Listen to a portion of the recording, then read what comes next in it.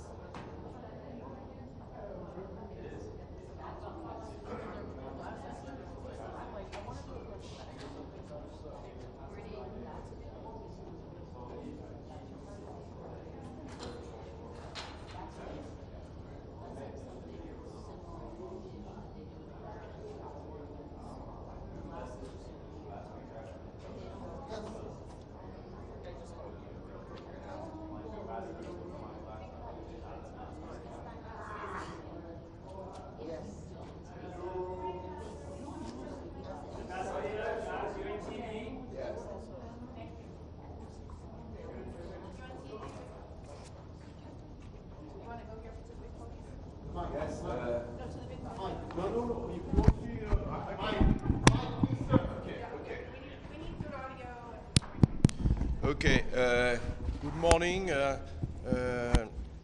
I think we will have a very important meeting. As you know, the Secretary General wrote to the Security Council based on Article 99 of the Charter. It's the first time in many years. It has been done 3 times in history. It showed that the Secretary General is extremely concerned with the situation in Gaza, which is of course a tragedy, and France is concerned as well. So this is why this morning we will have a discussion in the Security Council. I hope we'll be able to do 2 things. First, to have an exchange and an assessment on the situation. No need to tell you that the situation is extremely bad. It's deteriorating by the day. I think the number of civilian casualties is increasing, so it's really a tragedy. And second, what we need to do as a Security Council is not much to talk, but it's to take action. I think action is needed. I hope the Security Council will be able to agree on a resolution as soon as possible, but we need the necessary time to come to an agreement. The vote has been delayed to 5:30. We know that the Arab and OIC ministers are meeting Secretary of State Blinken in Washington at 4:30. What has France done to put some pressure on the Americans to not block this resolution? Well, my point is that we need an agreement. The last thing the Security Council needs today is another showdown and another failure. So I don't think we need a resolution that will be rejected. I think it would lead us nowhere. I think it will be a disaster. So what we need is an agreement. And we are 15 members, so we need to talk, we need to engage, we need to discuss further. So we need to combine 2 constraints. First, there is an emergency. I think the situation is tragic, so I don't think we can wait forever. But rushing to a vote without negotiating would be a big mistake. So I think 5:30 p.m. is too early. I'm not sure we will get to an agreement, so we will need the necessary time to really negotiate and to make sure that all members of the Council can agree on a text, meaning that there will be no objection by one permanent member or others. So I think, you know, this Article 27 of the Charter, meaning you need 9 votes and the absence of negative vote from 1P5. So we need to keep that in mind. This is a reality. A resolution, failing because of a veto, it's a failure of the Security Council, and it will be bad for the people. On November 15, we were able to agree on the first step. It was a modest resolution. I think it's not enough. We need to go 1, 2, or 3 steps further now. But a resolution that failed will be a mistake. So we need now more time to negotiate. Tomorrow, the day after tomorrow, the sooner the better, of course. The situation is absolutely a disaster. But we cannot rush and drive the Security Council car against the wall. Thanks. Thank you, Ambassador.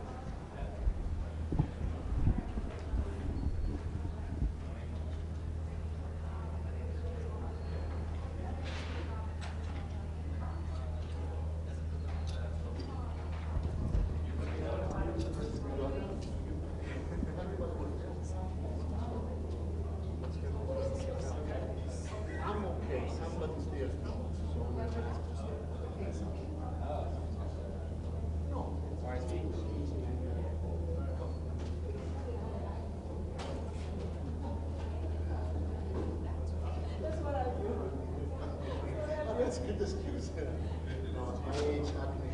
Just memory. Yeah, this is very easy. It's actually flattering.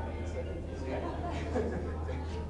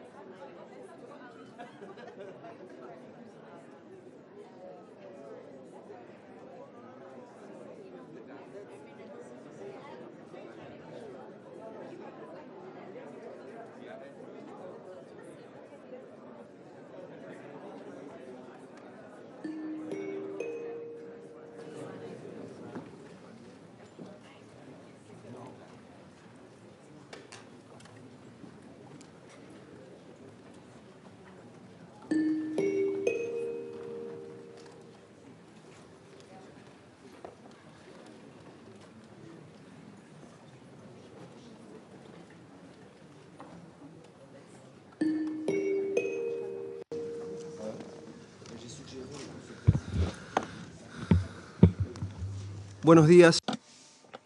Good morning. The 9,498th meeting of the Security Council is called to order.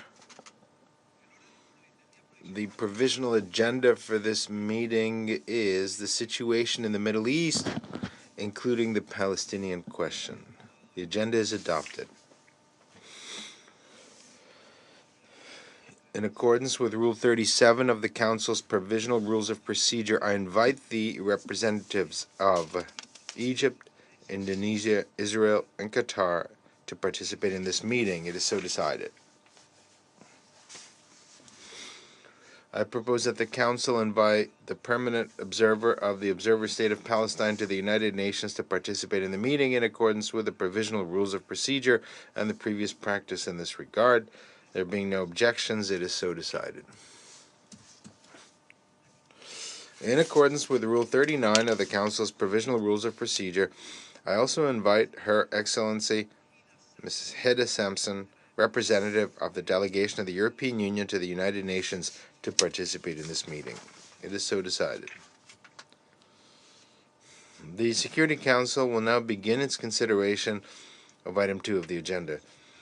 I wish to draw the attention of Council members to document S/2023/962, a letter dated 6 December 2023 from the Secretary General addressed to the President of the Security Council. I give the floor to the Secretary General, His Excellency Antonio Guterres.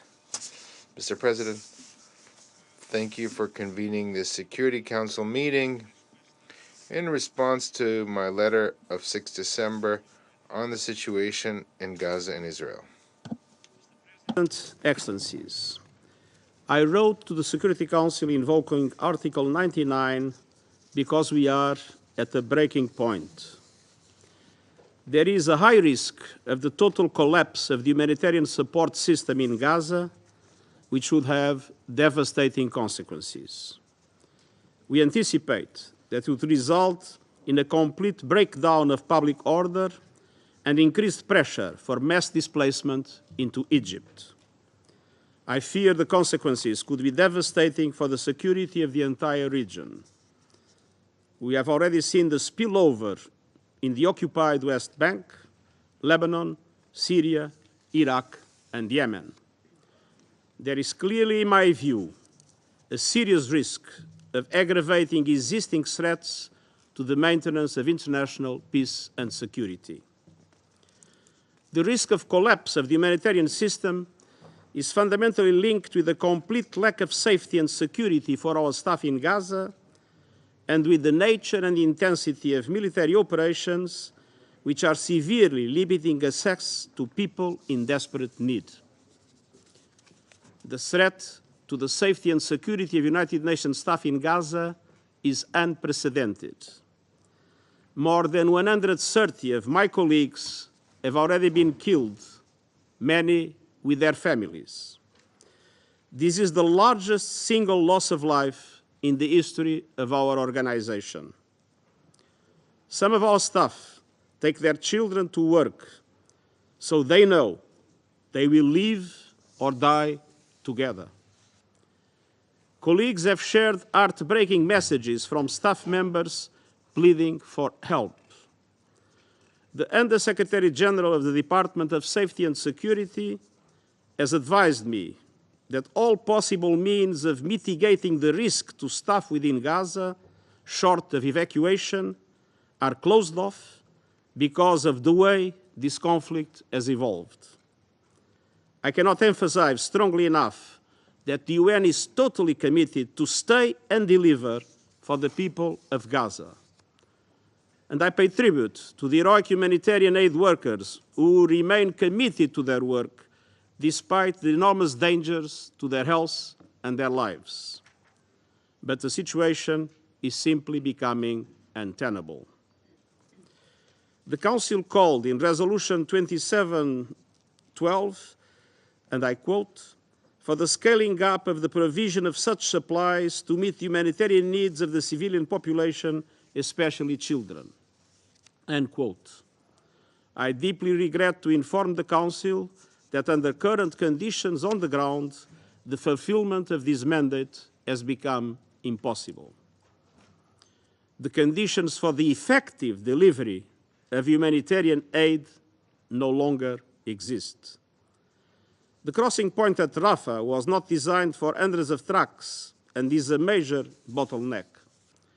But even if sufficient supplies were permitted into Gaza, intense bombardment and hostilities, Israeli restrictions on movement, fuel shortages, and interrupted communications make it impossible for UN agencies and their partners to reach most of the people in need. Between 3 and 5 December, the 2 days preceding my letter, the UN could only distribute aid in one of Gaza's 5 governorates, Rafah. Elsewhere, access was impossible. People are desperate, fearful, and angry, and in some cases, they have expressed their anger towards our own staff. Mr. President, all this takes place amid a spiraling humanitarian nightmare. First, there is no effective protection of civilians. More than 17,000 Palestinians have reportedly been killed since the start of Israel's military operations. This includes more than 4,000 women and 7,000 children. Tens of thousands are reported to have been injured, and many are missing, presumably under the rubble. And all these numbers are increasing by the day. Attacks from air, land, and sea are intense, continuous, and widespread.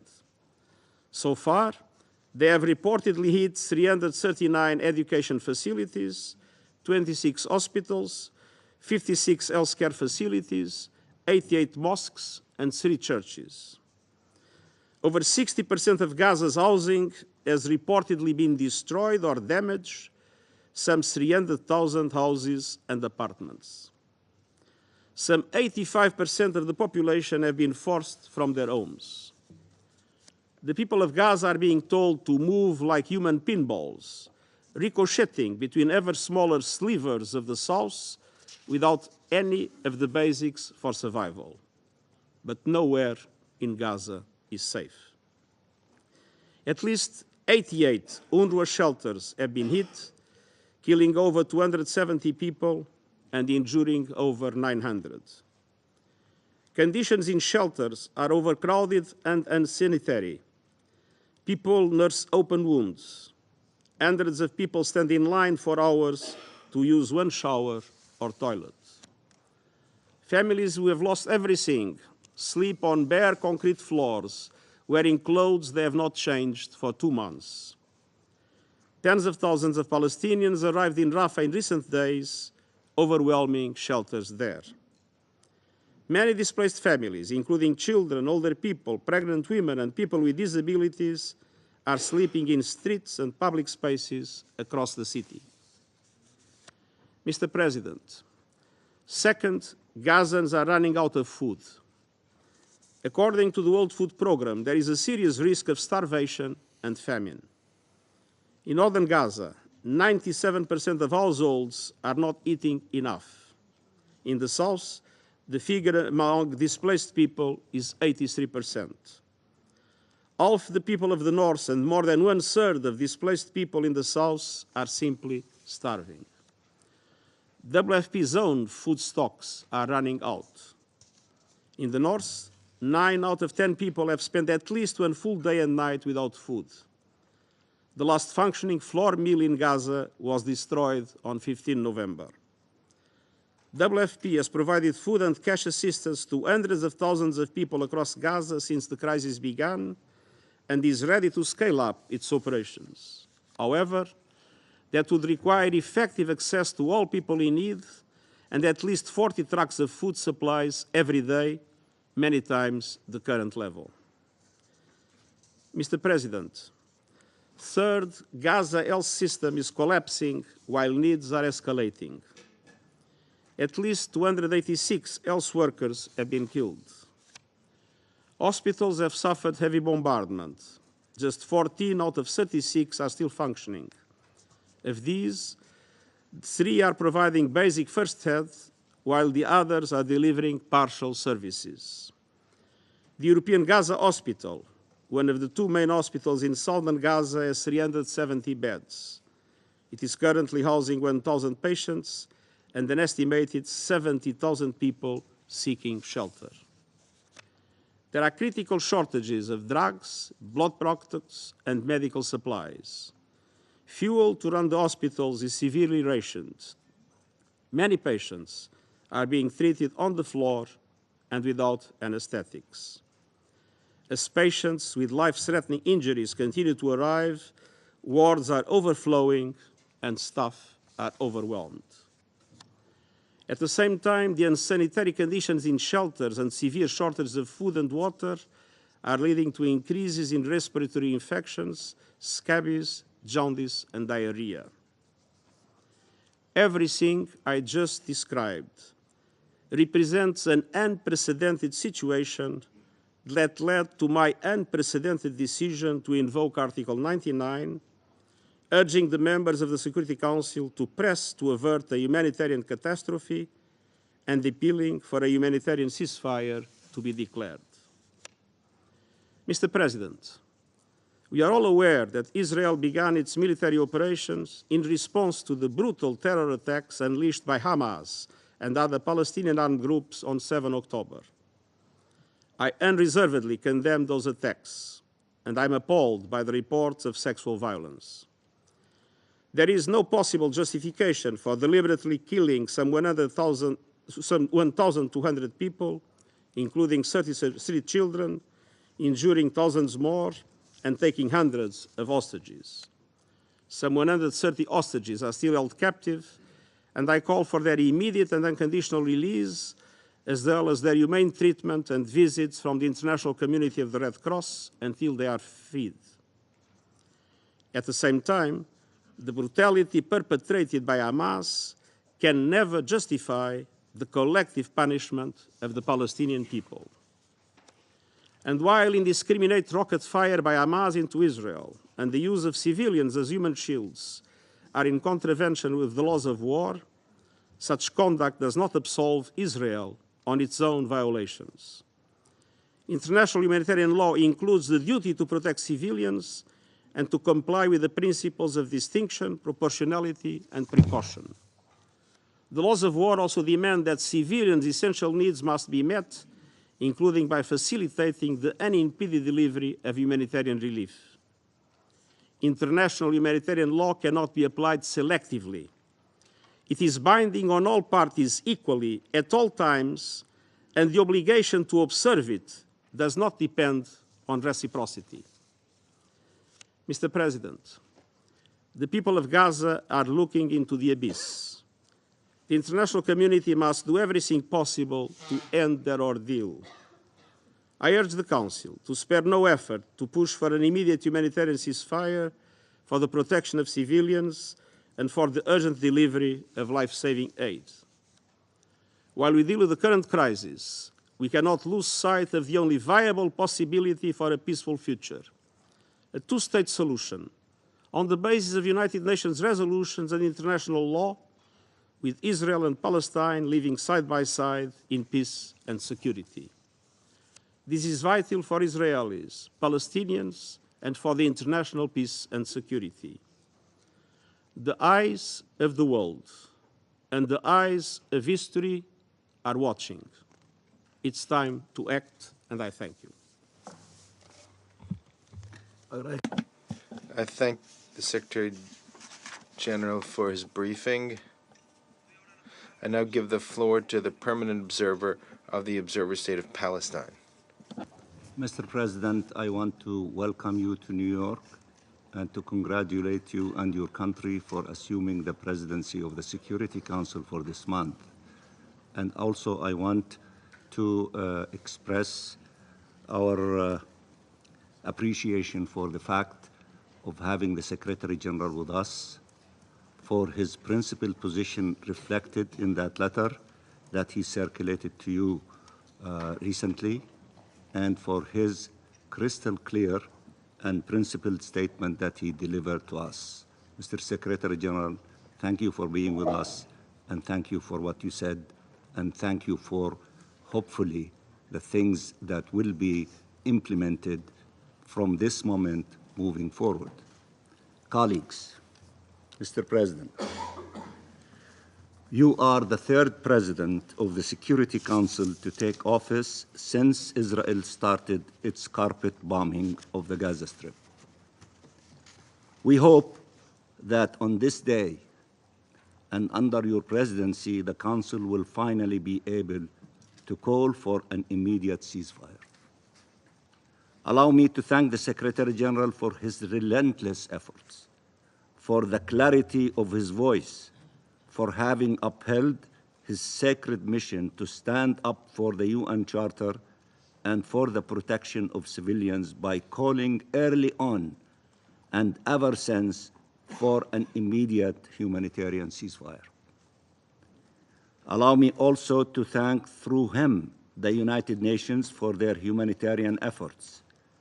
The UN has been the subject of despicable attacks for honoring its mandate as formulated by member states. It is the duty of member states to reject and put an end to such attacks, especially at a time where UN personnel on the ground are also victims, many killed, wounded, and displaced. Mr. President, in 2 months, Israel has killed 17,000 Palestinians, including 7,000 children. It wounded over 40,000 Palestinians. It displaced 1.9 million Palestinians. It destroyed 2/3 of their homes. It attacked and besieged and destroyed and neutralized virtually all the hospitals. It bombed the bakeries. It attacked UN shelters. It attacked journalists. It cut off the electricity. It placed every possible impediment on humanitarian aid and access. And we are all supposed to pretend that this aggression is not aimed at the destruction of the Palestinian people in the Gaza Strip, when it has besieged and bombed our people and deprived them of all requirements of life. I keep reading in the media, Israel has no clear war objectives. Are we supposed to pretend we don't know the objective is the ethnic cleansing of Gaza Strip? The dispossession of forcible displacement of the Palestinian people, when so many Israeli representatives could not refrain from admitting it. If you are against the destruction and displacement of the Palestinian people, you have to be in favor of an immediate ceasefire. When you refuse to call for a ceasefire, you are refusing to call for the only thing that can put an end to war crimes, crimes against humanity, and genocide. This is how Israel is conducting the war, through atrocities. You can keep calling on it to protect civilians, to uphold the laws of war, to allow humanitarian aid in. It will keep toying with you, fooling you, forcing you to discuss the number of trucks while people still cannot get food, water, medicine. It will keep telling you if people only heeded its calls to head south, they would have been safe, while bombing them in the south itself. And now telling you it is creating imaginary safe zones while it continues killing people everywhere. It will explain to you that all of Gaza is a military target, that everyone in Gaza can be killed, since they are either terrorists or human shields. Enough is enough. They are playing games with you, and they're taking you for a ride, and you need to wake up and see reality as is. If 2 months of dehumanization and lies and massacres are not enough to make you understand Israel's plan, what will? Regardless of how good your intentions are, how genuine your efforts are, this is the moment of truth, as the Secretary General correctly stated a few minutes ago. The shame is not on those calling for a ceasefire in the face of such atrocities. It haunts those refusing to do so. Israel's objective is clear. It is to force people out, and regardless how many times some say it will not happen, everything confirms we were right from day one.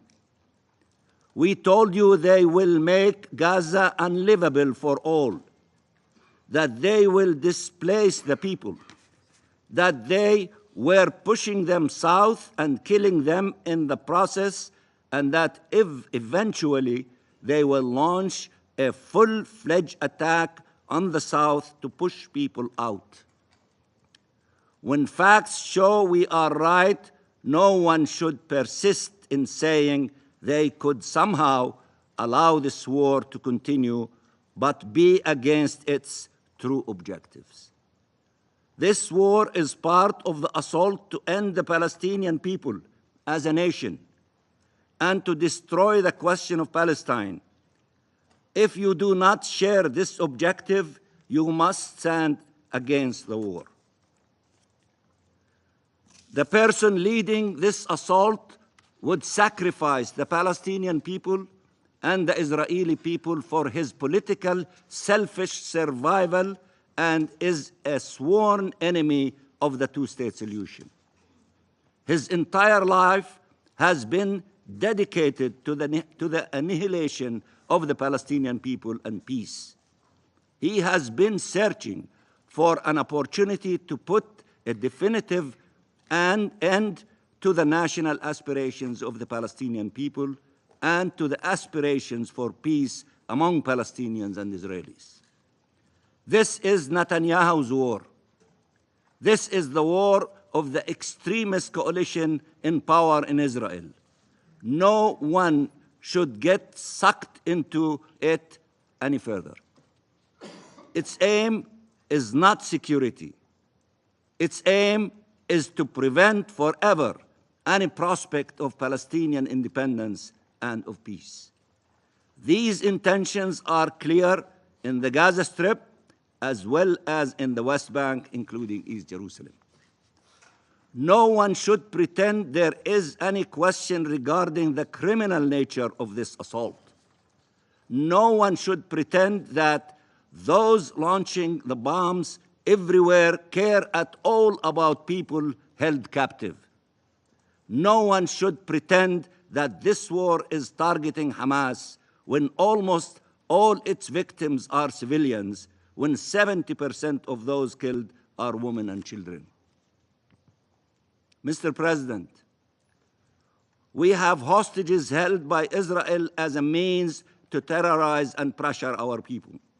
Children, women, men of all ages, by the thousands, including these days, those abducted in Gaza, humiliated and paraded in the streets, almost naked. We have 2 million hostages in the Gaza Strip. Our civilians have been attacked repeatedly. Our security and our very existence is under threat. Are we allowed to do what Israel does? The law should be upheld for everyone and against anyone. The same law that protects all civilians' life.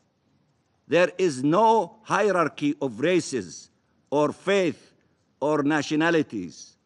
No one should take example from the horrors of the Second World War to justify horrors today against the Palestinian people. Everything we built as humanity after the Second World War was to prevent these horrors. Now they are taking place in Gaza against the Palestinian people. Displaced on the screens, displayed on the screens of the entire world, and the war criminals conducting it have no shame, and instead of being blamed, are blaming everyone else, attacking everyone. The Secretary General, who is upholding his sacred mission, who is standing by the UN Charter, they are attacking states who are refusing to be complicit with such crimes, including their allies. They are attacking UN officials, the UN agencies, and humanitarian and human rights organizations performing their duty in the most impossible of circumstances. They are bullying, intimidating all those who stand for the rule of international law because they believe there is an international law specific to them that allows them to commit atrocities. How can this be allowed to continue? It can't. It shouldn't. It has to stop. Israeli exceptionalism has to end, and it has to end now.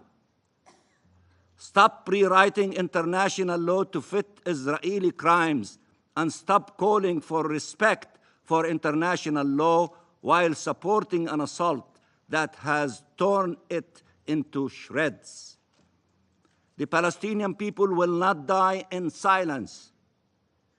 The Palestinian people will not die in vain. The Palestinian people deserve respect. Every people does, but we have earned it. We have paid the heaviest of price to earn it. We have survived every attempt to annihilate us over a century with barely any means. Show us respect, not in words, but in deeds. Show us respect to our lives, to our rights. This is a moment in history, one where everyone will be asked where they stood, and that will determine who they truly are and what they really stand for. The entire international law lies on one premise: nothing justifies atrocities. This is an atrocity assault. When faced with atrocities, it is not your right to call for them to end, it is your obligation to end it. Save lives. Save lives, save our lives and their lives. Heed that call by billions around the world, by an overwhelming majority of states from across the globe. Let the most noble human instincts carry us, the instinct to preserve life. There is no role more important for this council than to save civilian lives. 2.3 million Palestinians are fighting for their lives as we speak every single day. Save them. Tell them, show them, help is on the way. We call on you in the name of humanity, in the name of justice, in the name of peace, to vote for a ceasefire by supporting the resolution presented by the United Arab Emirates as Arab representative on the Security Council. We thank all those co-sponsoring it from across the globe. What is happening in Palestine now and what will happen next will determine the future of our region for generations to come, will impact relations and perceptions across the world for generations to come. This is time for courage and decisiveness. This is time for action. Time is up. You need to act, and you need to act now. And thank you, Mr. President. I thank the permanent observer of the Observer State of Palestine for his statement. I now give the floor to the representative of Israel. Thank you, Mr. President. Mr. President, Recently, the world has witnessed brutal wars and bloodshed. Nearly 2 years ago, peace was upended in Europe for the first time since World War II. Russia invaded Ukraine, and the entire globe has felt the impact. Food prices and energy prices surged, affecting countries everywhere. Supply chains suffered a hard hit, and the chance for a global war became a terrifying possible reality. Yet, shockingly, Article 99 was not invoked. The same can be said regarding the thousands killed in Yemen, or how the murderous Assad regime of Syria continued to massacre its own people, including through the use of chemical weapons. In each one of these conflicts, and I have other examples, tens, if not hundreds of thousands were killed and millions were displaced. Yet, not once, not even once, has Article 99 of the UN Charter been invoked. Is the war in Ukraine not a threat to international peace and security? Do the millions of displaced Syrians and the children whose corpses were found foaming at the mouth in Douma not symbolize a threat to regional stability? Is watching thousands of Yemeni children die in war while tens of thousands starve not worthy enough to invoke Article 99? Despite the immense global impact of other conflicts and far more pressing threats to international peace and security, Israel's defensive war against Hamas, a designated terrorist organization, was the catalyst for activating Article 99. The irony is that regional stability and the security of both Israelis and Gazans can only be achieved once Hamas is eliminated, not 1 minute before. So the true path to ensure peace is only through supporting Israel's mission, absolutely not to call for a ceasefire. And secondly, distinguished colleagues, for those of you calling for a ceasefire, it is crucial that you remember the facts. On October 6th, there was a ceasefire in place. But on October 7th, Hamas broke the ceasefire with an unprovoked invasion of thousands of Hamas Nazis into Israel. These Hamas terrorists carried out a massacre the likes of which we have not seen since the Holocaust. They raped women and girls, beheaded babies, burned families alive, and took 250 hostages, ranging from infants to the elderly. Following the atrocities of October 7th, Israel committed itself to the elimination of Hamas's capabilities for the sole reason of ensuring that such horrors could never be repeated again. And if Hamas is not destroyed, such horrors will be repeated. Hamas officials have made it clear publicly, time and again, that October 7th was just a rehearsal, and they will continue to carry out atrocities again and again. Hamas is responsible for inhumane terror against Israelis. Hamas is responsible for ruling Gaza with an iron fist, forcing Gazans to live in poverty, deprived of basic human rights. Hamas is responsible for exploiting international aid to fuel their war machine. And calling for a ceasefire is precisely what ensures that this will continue. A ceasefire means that the suffering of all will carry on. A ceasefire cements Hamas's control of Gaza. But even more than that, calling for a ceasefire sends a clear message that Hamas is forgiven for their deliberate atrocities, and Hamas's oppression of Gazans is given a green light by the international community. Hamas, like any other entity, only responds, like any terror entity, only responds when its existence is threatened. And without the military pressure applied on Hamas, no amount of diplomacy can secure the release of hostages. Is this what the Council desires? That Hamas continues its reign of terror forever? That the hostages, among them women and children, never leave Gaza? Hamas won't even permit the Red Cross to visit them. Hamas has a clear script. If you call for a ceasefire, then you are following it. Hamas knows that it cannot defeat Israel on the conventional battlefield. This is why Hamas targets the murder and murders civilians. They seek to terrorize Israelis and drive us out of our homeland in fear. But Hamas's vicious strategy is also to advance the death of many Gazan civilians as well.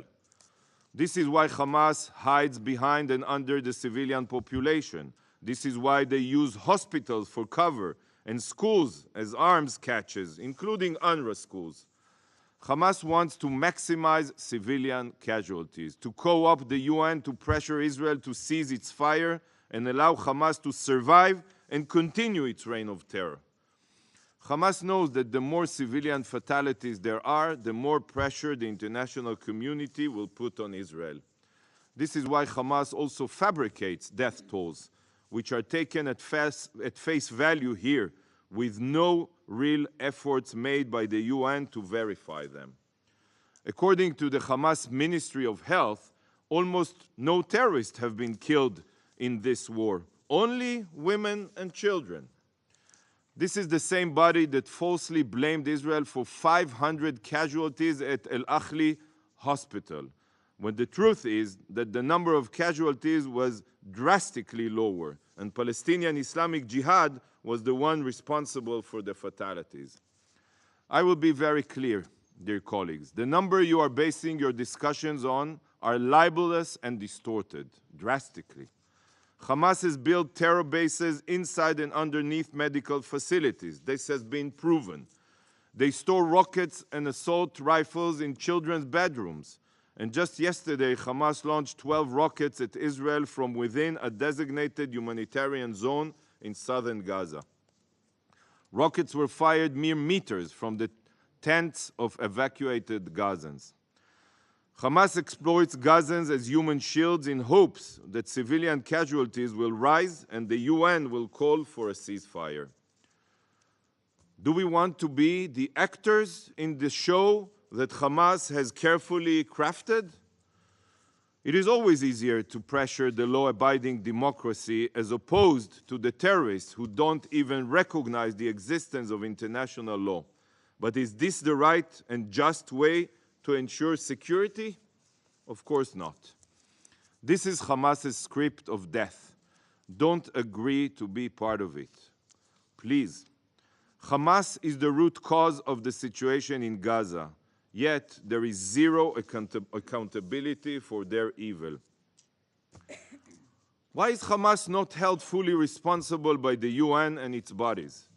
Tell Gazans the truth. They have to hear it from you. This is the only way to bring about bottom-up change in Gaza.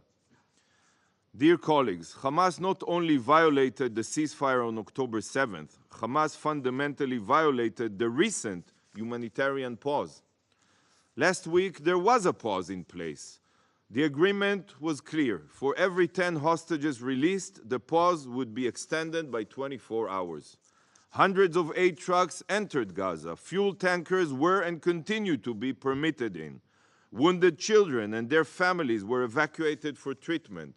Field hospitals were established and continue to be established. And Israel completely halted all military activities. Israel asked for the daily release of 10 women and children held hostage, who were savagely taken from their homes and from a peace party. While we upheld our side of the agreement, even exceeded aid quotas, Hamas violated it, not once, but several times. 15 minutes after the pause began, Hamas fired a barrage of rockets into Israel. Throughout the following 8 days, Hamas carried out shooting attacks, detonated IEDs, and fired anti-tank missiles. Hamas violated the pause time and again while Israel abided by the pause. Hamas not only violated the agreement by attacking Israeli soldiers, they also violated the agreement regarding the release of hostages. They separated mothers from their children. They refused to release all women and children as agreed. Today, there are still 138 hostages being held in Gaza, and Hamas has not even allowed the Red Cross to visit them and provide their families with the most basic sign of life. This is an abhorrent war crime. Hamas ended the pause by refusing to abide by the terms of the hostages release agreement and then proceeded to fire a barrage of rockets at Israeli towns and cities, targeting Israeli civilians yet again. Dear colleagues, how can it be that those who are now calling for a ceasefire are not demanding that Hamas immediately stop all terror activities? Why is it only now that you have woken up and not when Hamas caused the previous pause to collapse? If this council wants to see a ceasefire, start by demanding it from Hamas, the party that broke the past two. Why is this draft resolution not directed at Yihya Sinwar and Ismail Haniyeh? Why? Do you not know who was responsible for ending the previous ceasefire and reigniting hostilities? Distinguished council members, Hamas is solely responsible for the humanitarian situation on the ground, and they must be held fully accountable by the council. Hamas is committed to bringing death and destruction upon both Israeli and Gazans, whereas Israel is taking every possible effort to improve the situation for Gazans. It is a fact that some members of the Council and the Secretary General refuse to come to terms with. Here are some other facts and figures. As of December 7th, in total, since the start of the war, over 3,500 aid trucks carrying humanitarian supplies have entered Gaza through the Rafah crossing. Over 70,000 tons of aid, including food, water, medical supplies, tents, beds, blankets, humanitarian equipment, and more, entered Gaza. Even now, in the midst of heavy fighting, Israel agreed to increase the amount of fuel entering Gaza, and yesterday the entry of 65 aid trucks was facilitated. But this number could have been much higher if the UN's capacity to accept more trucks permitted this. There are currently hundreds of aid trucks in a log jam waiting to enter Gaza after security inception. And the only reason they have not entered is because of the logistical difficulties of international organizations. Today, Israel accepts to screen 334 aid trucks, which means that each of these trucks will be ready to enter Gaza should international organizations be willing to accept them. Israel also facilitated the construction of 2 field hospitals, one run by the Kingdom of Jordan and the other by the UAE, to treat the uninvolved sick and injured. France, in coordination with Israel, has supplied a floating hospital that is treating Gazans in El Arish, and Italy is following suit. Saudi Arabia donated 21 additional ambulances. 5 other field hospitals are set to open soon to be run by the Red Cross, Egypt, the International Medical Corps, Turkey and Italy. 553 sick and injured have exited Gaza for treatment abroad, accompanied by 378 family members and guardians. This, dear friends, was all allowed and facilitated by Israel. In fact, Israel welcomes any and all humanitarian assistance to Gaza from any and all countries willing to assist. But colleagues, sadly, not all of this aid reaches its destination. In the previous days and weeks, we have seen footage from inside Gaza of Hamas terrorists literally shooting at Palestinians trying to gain access to basic humanitarian supplies. Gazans have reported that aid is being taken by Hamas and distributed exclusively to its terrorists. Boxes of humanitarian aid have been found in Hamas terror tunnels. So, if humanitarian supplies are not getting to where they should, point the finger at Hamas. Hamas is the genocidal terror organization that rules Gaza with an iron fist. Hamas violated the ceasefire on October 7th, and it was Hamas, not Israel, who violated the humanitarian pause. To Hamas, international humanitarian law holds no importance. When sitting in these meetings, it feels as if Hamas doesn't exist at all. It is always only about Israel. This is a distortion of reality and it is unacceptable. Hamas must be held accountable. Mr. President, today is the first day of the Jewish holiday of Hanukkah, the Festival of Light. It is one of the Jewish holidays that celebrates the Jewish people overcoming attempts in each generation to destroy us. How world powers tried to deny our presence in our ancestral homeland, in Jerusalem, in the 2nd century BCE, before Jesus, before Muhammad. It is a holiday that celebrates how light prevailed over darkness. Today, sadly, we find ourselves again surrounded by darkness, with forces that seek to destroy us and also to demonize and delegitimize us. Jewish tradition teaches that even a little bit of light can dispel much darkness. Every one of you can use light to dispel the darkness and expose the truth. I pray that we see another Hanukkah miracle here in the UN, and that the Almighty will allow the truth and light to prevail here in this council. That we will see Hamas defeated soon, so that both Israelis and Gazans can live freely, free of violence and free of fear. Israel, Mr. President, will continue with her mission, the elimination of Hamas's terror capabilities and the return of all of the hostages. And we will complete our mission while supporting every humanitarian initiative to improve the situation for Gazans. Whoever truly seeks peace and security in the region must understand that the only way to achieve this is by destroying Hamas, not by calling for ceasefire, which will only extend the war and suffering of all. There is no other option. Thank you, Mr. President. Agradezco al representante de Israel. I thank the representative of Israel for their statement. I now give the floor to those council members who wish to make statements. Tiene la palabra. I give the floor to the representative of the United Arab Emirates. Thank you, Mr. President. Mr. Secretary General Antonio Guterres, thank you for your briefing. We are profoundly grateful for your steadfast moral leadership. By taking the rare step of invoking Article 99 of the UN Charter, you are compelling us to confront the enormity of the catastrophe unfolding in Gaza. It is our fervent hope that your demand is met. Mr. President, for 2 harrowing months, we have borne witness to the onslaught in Gaza. Israel's military operations has killed more than 16,000 Palestinians, 7,000 of them children. It has displaced 80% of the population and damaged or destroyed 60% of housing units.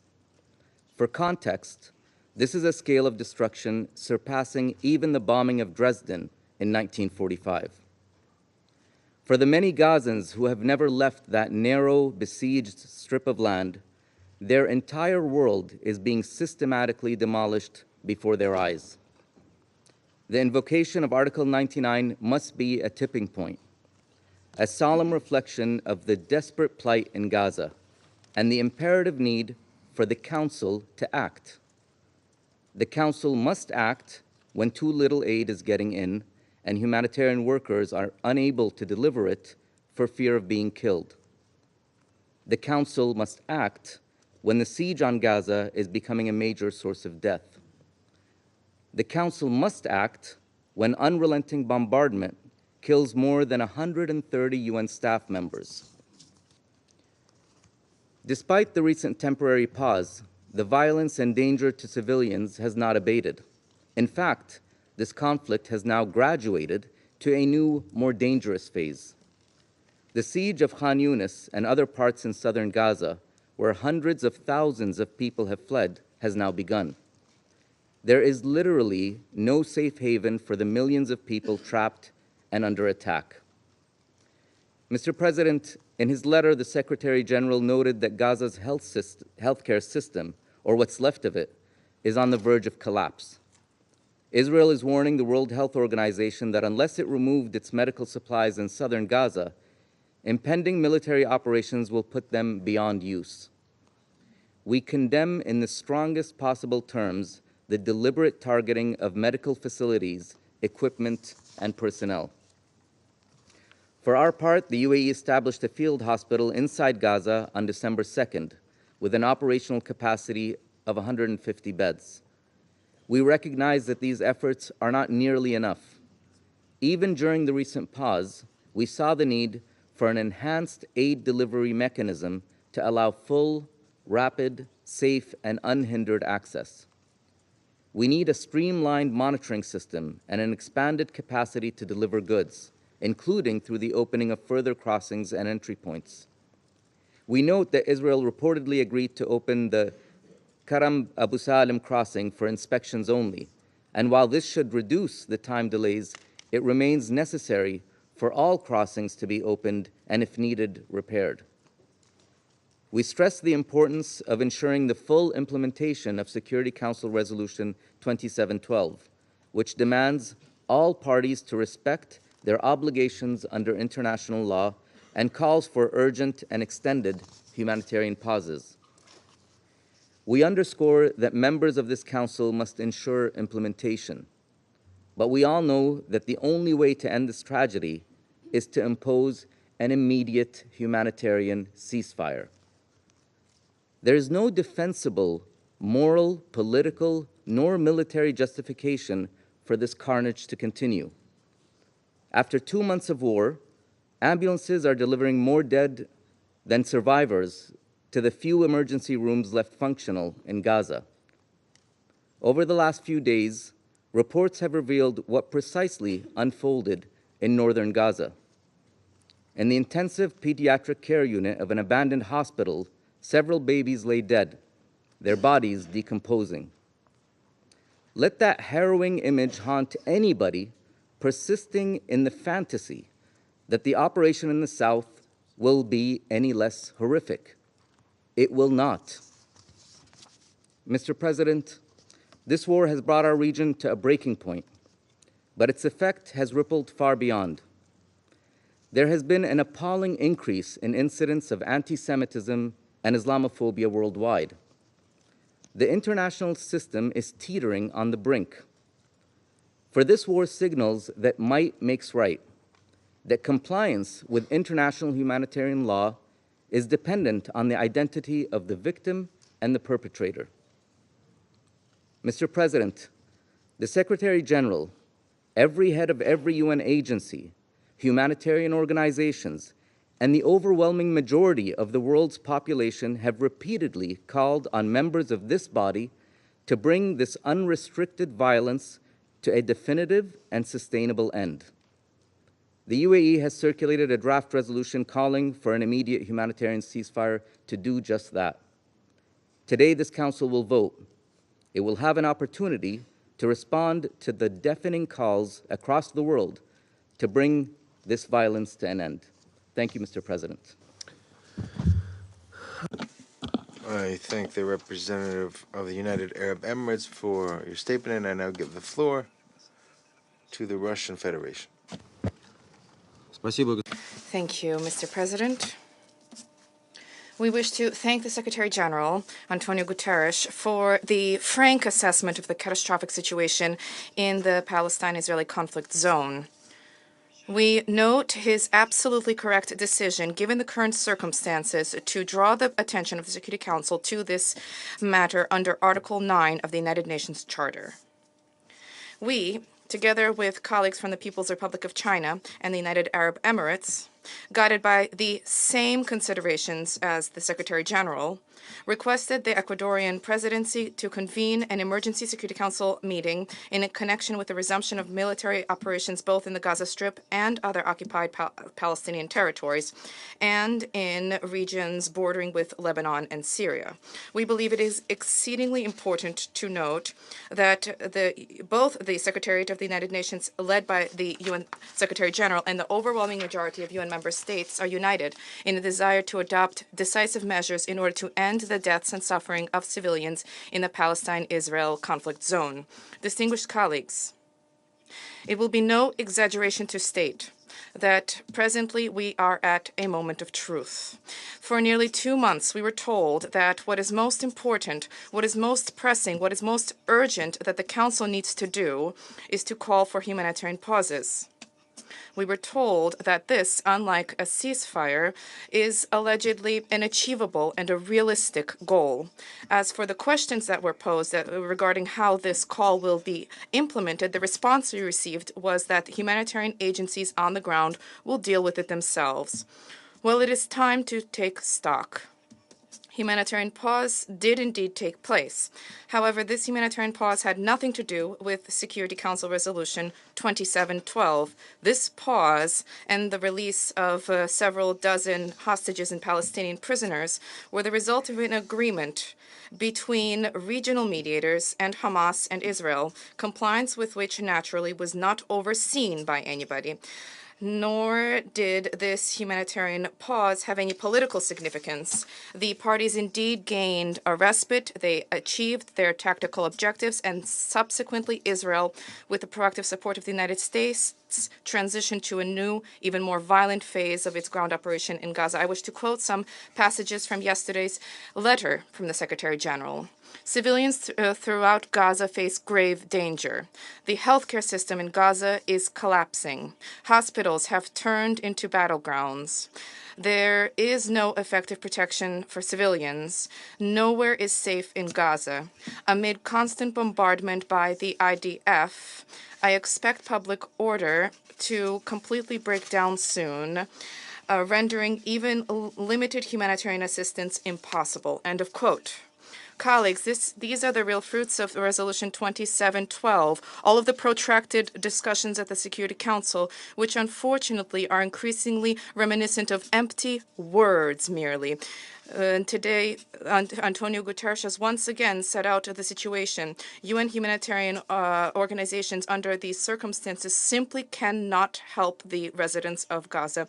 We deeply regret the fact that the Security Council, which has a uniquely potent instrument under Article 7 of the UN Charter, in all of this time failed to take any clear, binding resolution with demands, not calls for the parties to end violence. Under pressure from the United States, which has threatened to block any other product, an absolute imperative for a ceasefire was replaced with a call addressed to no one in particular, which is for pauses which cannot be enforced, which essentially dovetailed with the Israeli approach of continuing military operations in the enclave. This became a major step backwards as compared to the General Assembly resolution overwhelmed by the majority of states on 27 October. Today, the Council has a good opportunity to end this abnormal situation, to do what the international community expects of it. To that end, there's a need to adopt the draft resolution drawn up by the UAE. I trust that all of our colleagues will summon the strength and courage to do this. Mr. President, 2 months of conflict in Gaza have wrought a horrific civilian suffering in the Strip. In this time, more than 10,000 Palestinian children have died. Information is becoming public about many destructions of hospitals, schools, refugee camps, and UN sites together with humanitarian personnel. The magnitude of this devastation in and of itself reflects the indiscriminate use of force. Moreover, there are indicators of deliberate destruction of objects which are protected under international humanitarian law. War crimes are mounting. In recent days, there has been shocking information disseminated about Israeli plans to flood underground facilities in the Gaza Strip with seawater. According to publicly accessible information, Sahel has already established a system of pipes and pumps designed for pumping seawater and presently is discussing with the United States the practical way to carry out this flooding, whether there is sufficient water, whether the topography of the tunnels will allow for this to be done, and so on. Such a step, if taken, will constitute a blatant war crime. Here we are not just talking about the fact that this flooding could be akin to an order for no mercy for anybody, and not even about the fact that there may be civilians present in these tunnels. The likelihood of this is very high. Where else can they flee from the indiscriminate bombardment as a whole, as well as the deliberate strikes targeting hospitals, schools, refugee camps, and UN sites? as you heard from the Secretary General today, safe spots in the small but densely populated strip simply don't exist. Its southern part, which had previously been enduring regular strikes, has now completely transformed into a zone of active military hostilities. The biased Western media outlets extol the genial tactical decisions of the Israeli army. They are not even trying to pose the question of what the consequences may be of pumping thousands of cubic meters of seawater, that is salt water, into the soil. And we see a clear plan to demolish the already tenuous agricultural capabilities of the strip insofar as seawater will inevitably pollute Gaza's groundwater. Here I wish to recall that from the very beginning of escalation, Israel has been obstructing the normal deliveries of drinking water to Gaza. The main part of the water supply has been disconnected. Deliveries are only being provided for the certain parts of the south of the strip. The humanitarian agencies unanimously say that this is not enough to provide for the basic needs of thousands of civilians besieged in Gaza. If on top of the artificially established problems with drinking water from the tap, if the groundwater is then also polluted, the situation will become catastrophic.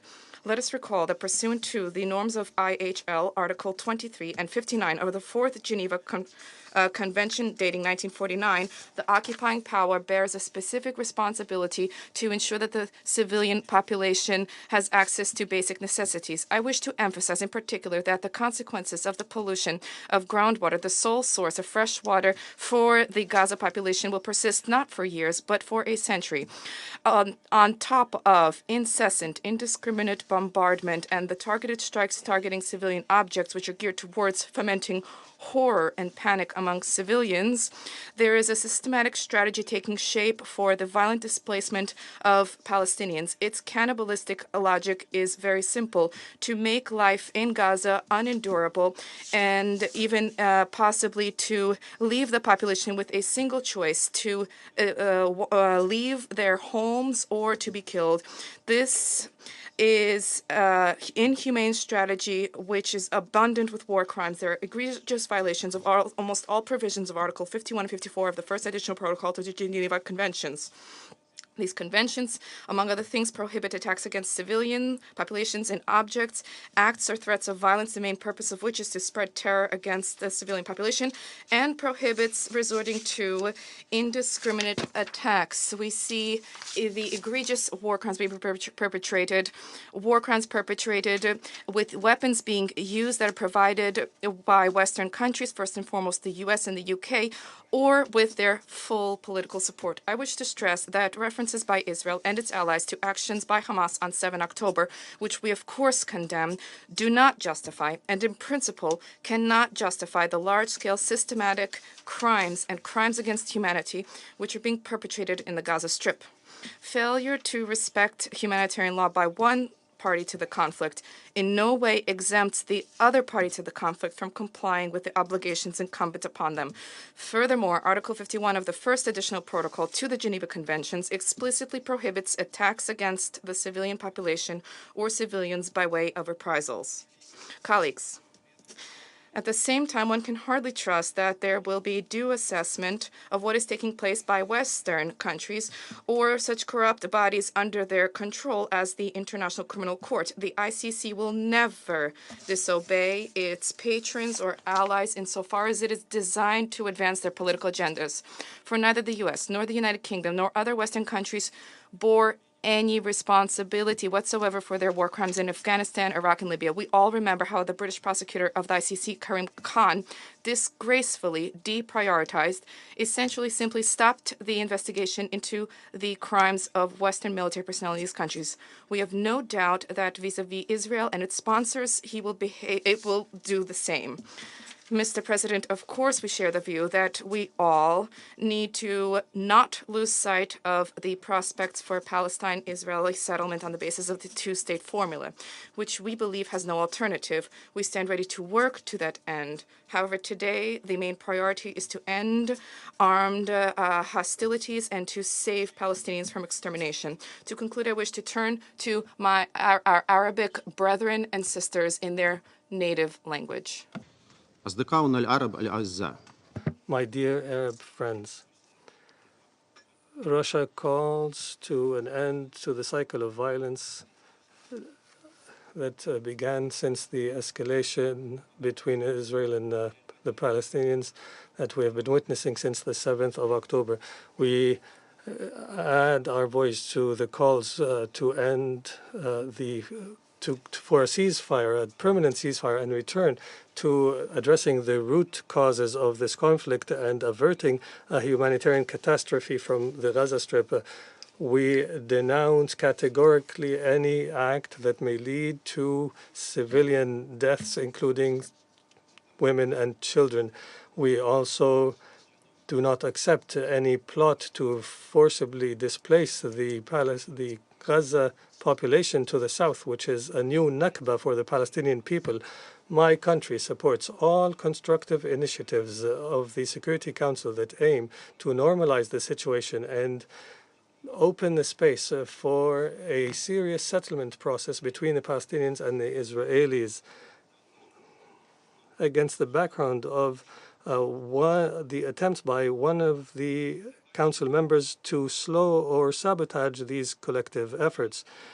In the face of these suspected plans, Russia continues to stand in solidarity with the legitimate aspirations of the Palestinian people to establish their independent state on the borders of 1967 with East Jerusalem as its capital and which coexists in peace and security with its neighbor Israel. Russia is preparing to multiply its efforts in order to achieve this desired objective based on the known agreed terms of reference, including the relevant Security Council resolutions and the Arab Peace Initiative of 2003. And we are doing so in coordination with our partners. In this context, Russia supports the draft resolution tabled by the United Arab Emirates, and we call on all our colleagues in the Council to vote in favor of the resolution today. Thank you, Mr. President. I thank the representative of the Russian Federation for his statement, and I now give the floor to the representative of China. Thank you, Mr. President. Mr. President, I thank SG Guterres for his crucial briefing a moment ago. In his letter to the Council President on the 6th of December, the SG invoked Article 99 of the UN Charter and brought to the attention of the Security Council to the situation in Gaza, which may aggravate existing threats to international peace and security. The SG has just once again raised a sobering warning and made an appeal, fully demonstrating the gravity and urgency of the current situation. It once again demonstrates its sense of responsibility. The situation in front of and the task required of the Council is very clear and definitive. Act immediately, achieve a ceasefire, protect the civilians, and avoid a human catastrophe on a larger scale. The draft resolution tabled by the UAE on behalf of the Arab states reflects the universal call of the international community and represents the right direction for the restoration of peace. China fully supports this and would join in co-sponsoring this draft resolution. As it stands, only a ceasefire can save lives and avoid a bigger human catastrophe. The war in Gaza has claimed the life of over 17,000 innocent civilians. Over 1 million people have fled from north to the south, only to find there is nowhere to hide and nowhere to go. This human catastrophe is too great for words to describe that any waiting or delay means more death. At this juncture, only a ceasefire can avoid the havoc of regional conflagration. The negative effect of the conflict is spilling over in accelerated manner the West Bank, the Lebanon-Israeli border, and the Syrian-Israeli border have frequently sounded the alarm. The crisis with a greater scope of impact is imminent. Any tolerance or connivance is pushing regional peace and security towards a precipice. At this juncture, only a ceasefire can create the necessary conditions for reviving the political prospects for the two-state solution. The two-state solution is the fundamental way toward the peaceful coexistence of two states, Palestine and Israel, and the lasting peace in the Middle East. Any action that allows the current conflict to drag on will only sow the seeds of hatred between the two sides and make the situation further deteriorate and do more damage to the political prospects of the two-state solution. At this moment, only a ceasefire is befitting the appropriate role of the Council. The international community eagerly look to the Council to assume its primary function in the maintenance of international peace and security. The Council has no other option but to act urgently without any procrastination to bring about a ceasefire and protect civilians. Any hesitation or excuse would be irresponsible. China strongly calls upon all members to adopt a responsible approach, support this Council to make the right decision in front of war and peace, life and death. Act for peace and act to save lives. I thank you, Mr. President. I thank the representative of China for your statement. I give the floor to the United States. Thank you, Mr. President. Thank you, Secretary General Gutierrez, for your briefing. For the past 2 months, this Council has been engaged in continuous meetings on the topics highlighted in your recent letter. In parallel, and even as we have supported the right of another member state to defend its people against heinous atrocities and acts of terrorism, the United States, at the highest levels, has undertaken intensive diplomacy to save lives and lay a foundation for a durable peace. American diplomacy opened the way for the first trucks that flowed into Gaza with aid. In partnership with Qatar and Egypt, it helped reunite more than 100 hostages with their loved ones and dramatically expanded aid to civilians in Gaza during a 7-day-long humanitarian pause.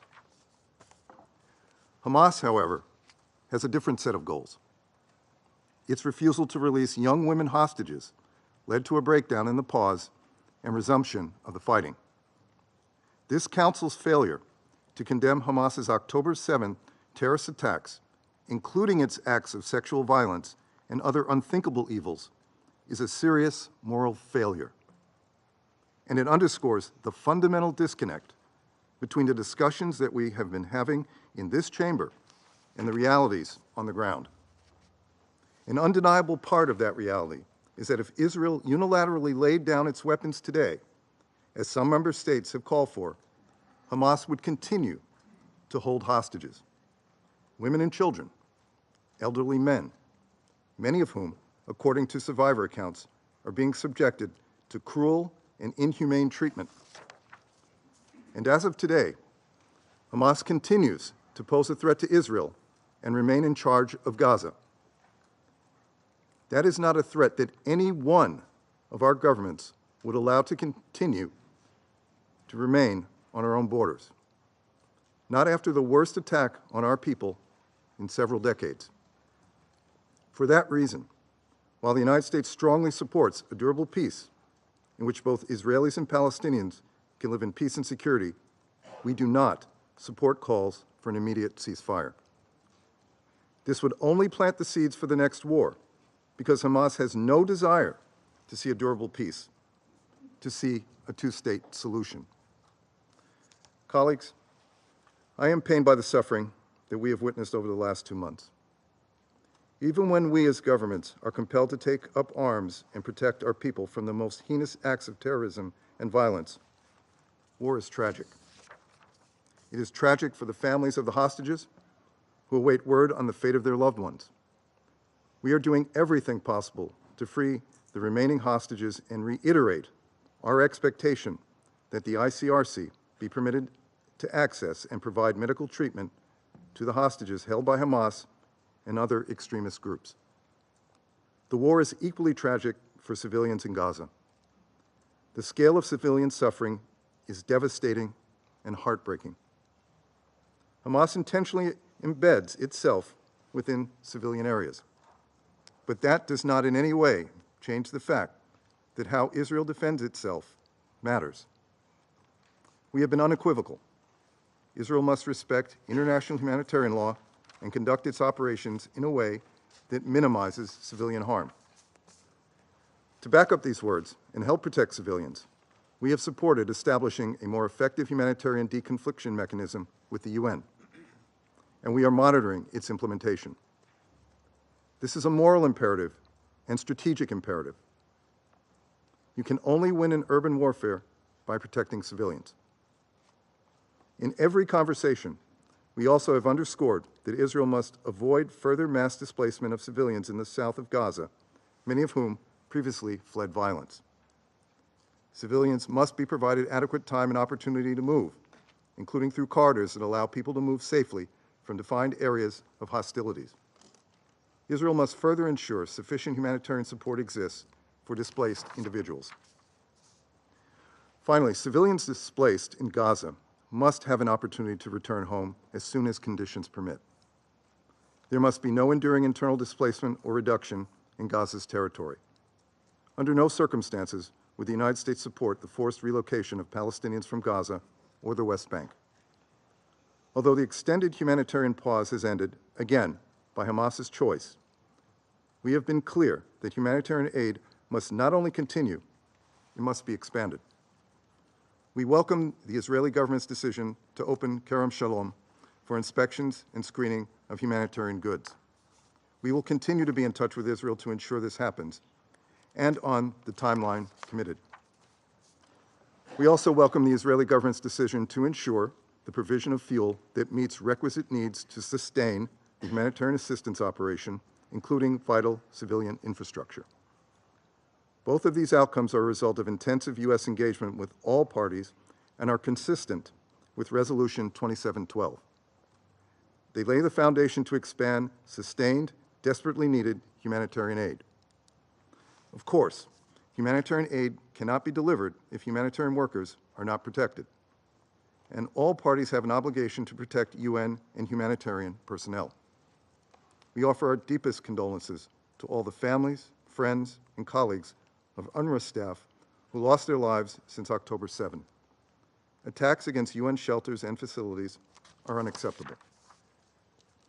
We have also continued to press that work journalists do in conflict settings is vital, and they too must be protected. Israel must avoid damage to civilian infrastructure like hospitals, power stations, water facilities, and telecommunications infrastructure. Regarding the regional dimensions of this conflict, we are concerned by the renewed violence along the Blue Line. Restoring calm there is of utmost importance, as is fully implementing Security Council Resolution 1701. Moreover, we condemn the recent attacks by Houthis against 3 separate commercial vessels operating in international waters on the southern Red Sea.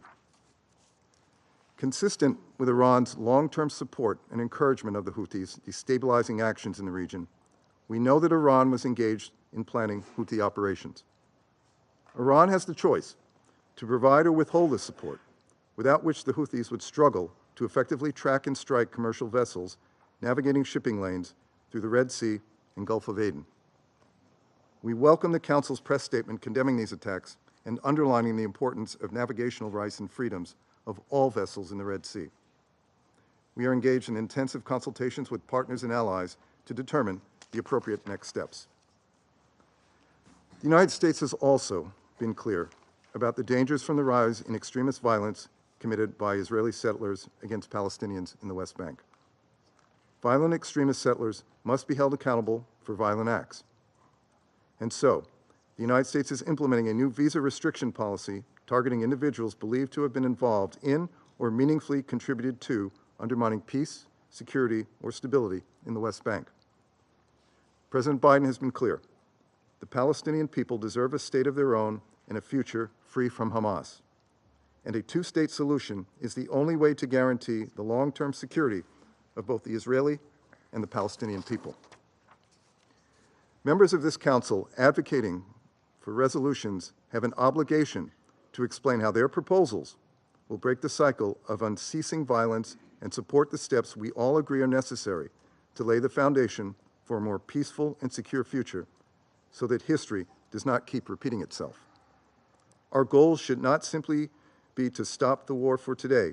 It should be to end the war forever, break the cycle of unceasing violence, and build something stronger in Gaza and across the Middle East so that history does not keep repeating itself. As has been the case since day one of this crisis, the United States will continue to use all its influence to encourage the reunification of hostages with their loved ones and the further expansion of aid to Palestinian civilians in Gaza who have suffered tremendous losses. We will continue pressing for the protection of civilians as Israel pursues legitimate military objectives. And we will not give up on a future where Hamas does not control Gaza, which is untenable for Israel's and the region's security and the well-being of the Palestinian people. Thank you, Mr. President. I thank the representative of the United States for statement, and I now give the floor to the representative of Albania. Thank you, President. I would like to start by thanking the Secretary General for calling this meeting and for his remarks. Like others in this room, Albania shares the deep concerns on the catastrophic humanitarian situation in Gaza. We commend the efforts of the United Nations, regional partners, the United States, and all those who are working to guarantee the free flow of humanitarian aid in Gaza. We are also encouraged by the recent news on the possible use of the Kerem Shalom crossing for screening and inspections. It would increase and expedite the entry of more humanitarian assistance into Gaza, which is so much needed.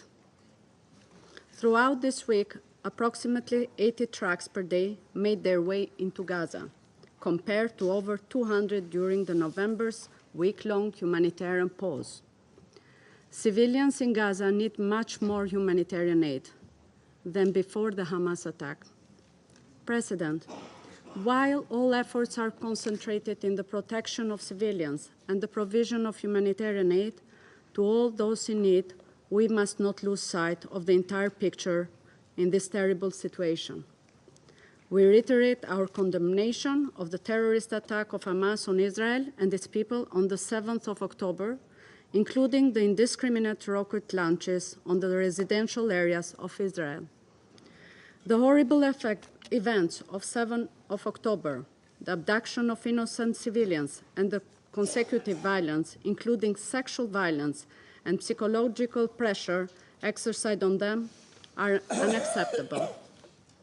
Nothing justifies the abduction of civilians, and nothing can excuse their use for political goals. We call for the immediate and unconditional release of the hostages in compliance with international humanitarian law, and also condemn the use of Palestinian civilians as human shields by Hamas.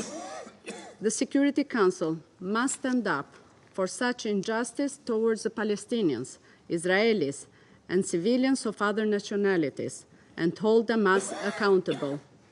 We regret that the Security Council has not been able to condemn Hamas terror. By not condemning Hamas, the Security Council risks empowering them. This lack of condemnation does not contribute in empowering the Palestinian Authority, doesn't help the Palestinian people, and does not contribute to the security of the entire region. Colleagues, the huge impact of the conflict between Israel and Hamas on the Palestinian civilians cannot be ignored. We call on Israel to fully comply with international humanitarian law and to exercise the principle of proportionality and distinction in its military operations. Protection of civilians at war is a must, and lives matter the same, Israelis and Palestinians alike. More should be done in protecting them and the civilian infrastructure. Furthermore, we call on Israel to address the issue of the increased settlers' violence on Palestinian civilians in the West Bank. We deplore the extremist violence and called for those responsible to be held accountable. In conclusion, President, while all efforts are invested towards restoring the calm on the ground, the international community must also seek to restore the perspective of a political horizon based on securing Israel's right to exist and its security on one hand, and a viable pathway for Palestinians to have their own state and freedom on the other hand. It's time to think seriously and start setting the foundation of a future in security, dignity, and prosperity for all. Thank you, President. Agradezco la representante de... I thank the representative of Albania for her statement, and I give the floor to the representative of Malta. I also thank the Secretary General for his sobering briefing and emphasize Malta's full support for his decision to invoke Article 99 of the Charter. The catastrophic situation and hostilities in Gaza are fueling unprecedented levels of human suffering and threaten regional peace with serious international repercussions. Over 15,000 people have been killed so far, 67% of whom are women and children. Apart from the implementation of all provisions of Resolution 2712, which includes the unconditional release of all remaining hostages, an immediate humanitarian ceasefire is now critical. We are disappointed that the temporary truce that was achieved a few weeks ago, allowing for the release of hostages and much-needed aid into Gaza, has broken down. The resumption of hostilities in the Gaza Strip is disconcerting. This renewed fighting has brought with it more deaths and devastation, and added to the extreme hardships of a population under siege. President, in the past weeks, several UN agencies and humanitarian partners have outlined the unfolding catastrophe. This Council must heed their warnings. Inaction is not an option. Civilians in Gaza are lacking the basic means for survival. These include food, water, and medicine. The healthcare system is on its knees. Collapsing hospitals and a handful of UNRWA facilities are sheltering over 1 million people. 133 UNRWA workers have been killed. The agency's ability to work is at stake. These conditions are compounding serious risks of widespread disease. Children are yet again bearing the brunt of the hostilities. They continue to be killed, maimed, and denied access to healthcare and education. Thousands have been orphaned. This must stop. The future of an entire generation is being jeopardized.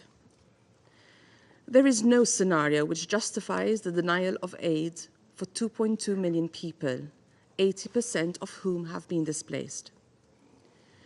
In conformity with international law, all parties are obliged to ensure that civilians and civilian infrastructure are protected.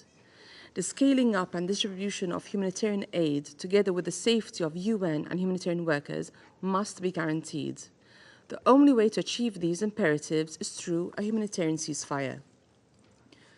On several occasions, Malta has unreservedly condemned Hamas's acts of terror, including the heinous attacks of 7th October, the attack in Jerusalem on 30th November, and the indiscriminate rocket fire. Hamas's strategy of embedding itself among civilian and civilian infrastructure in Gaza and reports of sexual violence committed are reprehensible. Terror has no justification, and this Council must also be clear in rejecting it. Malta recognizes Israel's right to protect her people, but all actions must be in line with international humanitarian law, including the principles of distinction, proportionality, and necessity. President, the situation in the West Bank has seen unprecedented escalations in the past 8 weeks. We are deeply worried at reports of increasingly heavy incursions, restrictions, and mass detainment occurring throughout the West Bank, including in refugee camps. A resurgence of illegal settler encroachment and violence is also gravely concerning. Settlements are illegal under international law and constitute an obstacle to peace. We condemn the forcible transfer of the Palestinian community in Zanuta and the recent destruction of its EU-funded school by Israeli settlers. Furthermore, we are alarmed at the precarious skirmishes on the Israeli-Lebanese border. Malta condemns all violations on the Blue Line, including attacks against UNIFIL. We strongly call for all parties, including non-state actors in the region, to exercise restraint, de-escalate, and respect the norms of international law. Further conflict fronts must be avoided at all costs. Vitally, a comprehensive resolution of the spiraling crisis must include a serious recommitment towards peace. This is only achievable through dialogue and a political horizon which aims to holistically address both Israel's security concerns and the legitimate aspirations of Palestinians, including their right to self-determination. Motor reaffirms its unwavering commitment to a two-state solution along the pre-1967 borders, addressing the legitimate aspirations of both sides, with Jerusalem as the future capital of two states, living side by side in peace and security, in line with relevant Security Council resolutions and internationally agreed parameters. We remain convinced that this is the only path to a lasting and sustainable peace in the Middle East. I thank you. Agradezco. I thank the representative of Malta for your statement. I now give the floor to the representative of France. Mr. President, I welcome the Secretary General to the Council this morning, and I would reiterate to him the full support of France for his efforts. It is up to us to collectively uphold international peace and security. The Secretary General has clearly stated it. The humanitarian situation on the Gaza Strip is disastrous. A week after the expiration of the truce, Gaza has been targeted with bombardment, with growing risks of epidemic, famine, lack of access to medical care, and the consequence of displacement on an increasingly narrower piece of land. In the face of this severe crisis, Council must act. France reiterates its appeal for a new, immediate, and lasting humanitarian truce that should lead to a permanent ceasefire. This requires the delivery of more humanitarian aid. Humanitarian actors are no longer capable of carrying out their operations. A protection of civilians and civilian infrastructure and healthcare infrastructure and humanitarian personnel must be guaranteed. Access to water, to fuel, to medication, food, and basic necessities must be ensured. The opening of new crossing points is necessary, including the Kerem Shalom passing point, as well as an increase in the volume passing through Rafah, and procedures for inspecting aid should not delay the delivery of aid. To act is also to continue our collective mobilization. That was the goal of the follow-up meeting on the 9th of November, chaired by the Minister Catherine Cottola, of the meeting that it was held on the 6th December. The 9th November meeting allowed the raising of over $1 billion. France has already announced an additional $100 million for 2023, including $54 million for UNRWA, as well as a cargo sent of 600 tons in addition to the 200 tons already delivered. It has also cared for civilians on the helicopter carrier Dixmude. It's also time to put an end to Hamas and other terrorist groups who have committed the worst atrocities on the 7th of October, including sexual violence. It is unacceptable that this Council has not yet been able to condemn these acts. Israel can count on the support of France to fight against Hamas. We have adopted measures against the commanders of Hamas with a view to extending them to the European level. Hamas must release all hostages immediately and unconditionally. Mr. President, the situation in the West Bank is also very concerning. France condemns the recent decisions on settlement expansion and the violence carried out by groups of settlers. Israeli authorities must put an end to this and persecute their perpetrators. France intends to impose a bar on entry to France and an asset freeze against these people. France is mobilizing to avoid a regional conflagration and calls on all parties for restraint. The continuing clashes along the Lebanese border between Lebanon and Israel is of grave concern, and we call on all parties involved to fully implement Resolution 1701.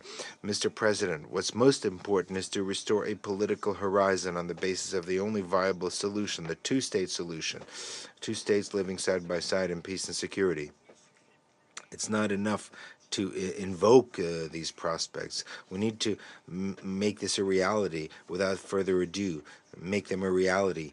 To delay once again is to ensure that the next crisis will be even worse than the tragedy we're experiencing now. France is ready to take active part in these efforts. The President of France and the Minister are fully mobilized to this end and continue their discussions with their colleagues in the region. Thank you.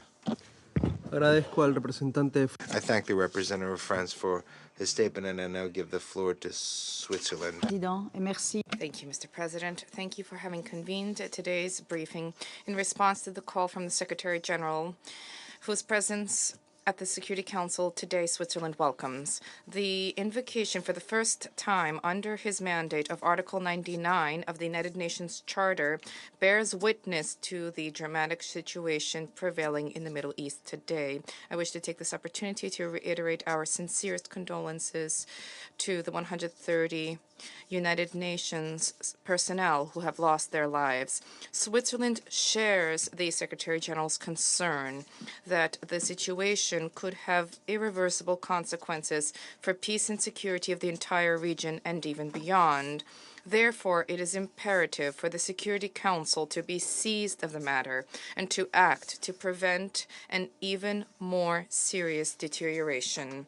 On several occasions, Switzerland has strongly condemned the acts of terror, indiscriminate attacks, and hostage-taking perpetrated by Hamas.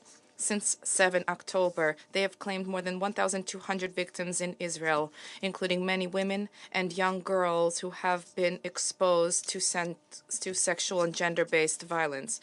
Never before in this region have Palestinian civilians paid such a heavy price in such a short space of time. In 2 months, more than 17,000 Palestinians, 70,000 of whom are women and children, were killed in the bombardments in Gaza. Switzerland deplores the deaths of thousands of civilians in Israel and throughout the occupied Palestinian territory, and we express our deepest condolences to the families of all of the victims. Switzerland has made respect for IHL and the protection of civilians in particular a priority for our mandate on the Security Council. Along with the Secretary General, we have arrived at the bitter conclusion that there is, and I quote, no effective protection for civilians, and that, I quote, no one is safe, unquote, in Gaza today, not even humanitarian workers, the medical staff, and the wounded. Not even journalists are safe. There were more than 63 journalists killed, according to the Media Freedom Coalition, since 7 October. Not even the 138 hostages are safe, whose immediate and unconditional release we call for. We reiterate that investigations need to be carried out into all violations of international law committed in Israel and throughout the occupied Palestinian territory to ensure that the perpetrators are brought to justice. The destruction and damage to civilian infrastructure, including more than 60% of housing units, the collapse of the medical system, the saturation of schools and other UNRWA structures which have become places of refuge for more than 1 million people, all of this plunges the Gaza Strip into total insecurity.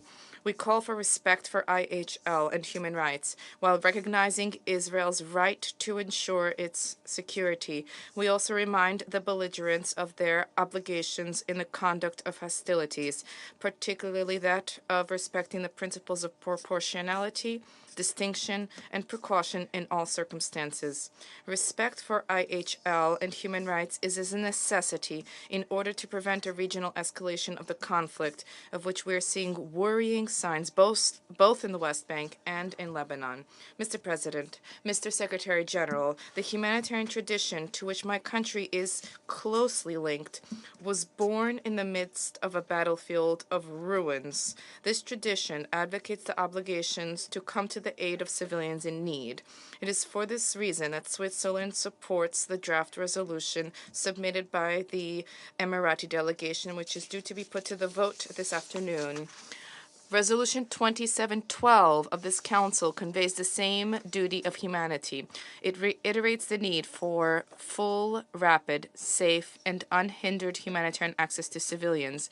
The observation that the implementation of this resolution is untenable in the current circumstances means that this minimum of humanity is not currently guaranteed in Gaza. Humanitarian aid is an obligation. It is not an end in itself. It will save lives and inject some dignity into a conflict that imperatively needs a political solution in the terms repeatedly emphasized by this Council and in accordance with international law. Thank you. Agradezco a la representante. I thank the representative of Switzerland for her statement, and I now give the floor to Mozambique. Thank you, Mr. President. Mr. President, we thank Ecuador presidency for convening this emergency meeting. Our appreciation is extended to the UN Secretary General, His Excellency Mr. Antonio Guterres, for calling the Security Council's attention to the escalating danger and the catastrophic implication of the Gaza situation poses to global peace and security in accordance with Article 99 of the UN Charter. Mr. President, since the resumption of hostilities on the 1st December 2023, following a week of humanitarian pause, the reports in Gaza, including the southern region, bearing the brunt of the Israel military operations, are of an increasingly worse scenario.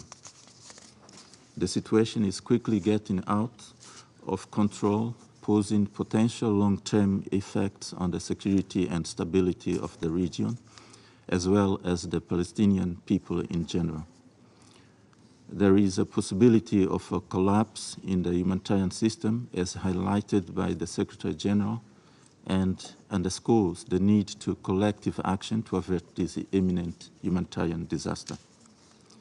It is in this vein Mozambique echoes the UN Secretary General's appeal for an immediate ceasefire to prevent a humanitarian crisis.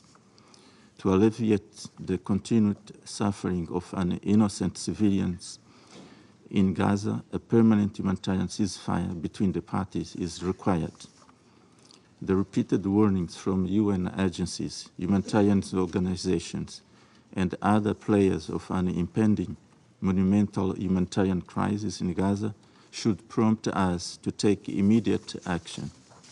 Mr. President, given the scale of loss of life in Gaza, Mozambique calls upon this Council and the international community to fully leverage their influence for the cessation of hostilities in Gaza, ensuring humanitarian assistance and restoring dialogue between the parties.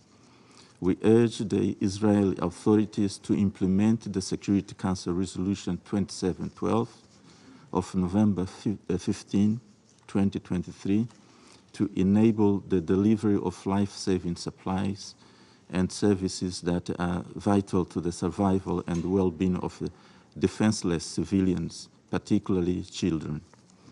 Practical steps must be taken now to ensure the implementation of this resolution, including an effective mechanism.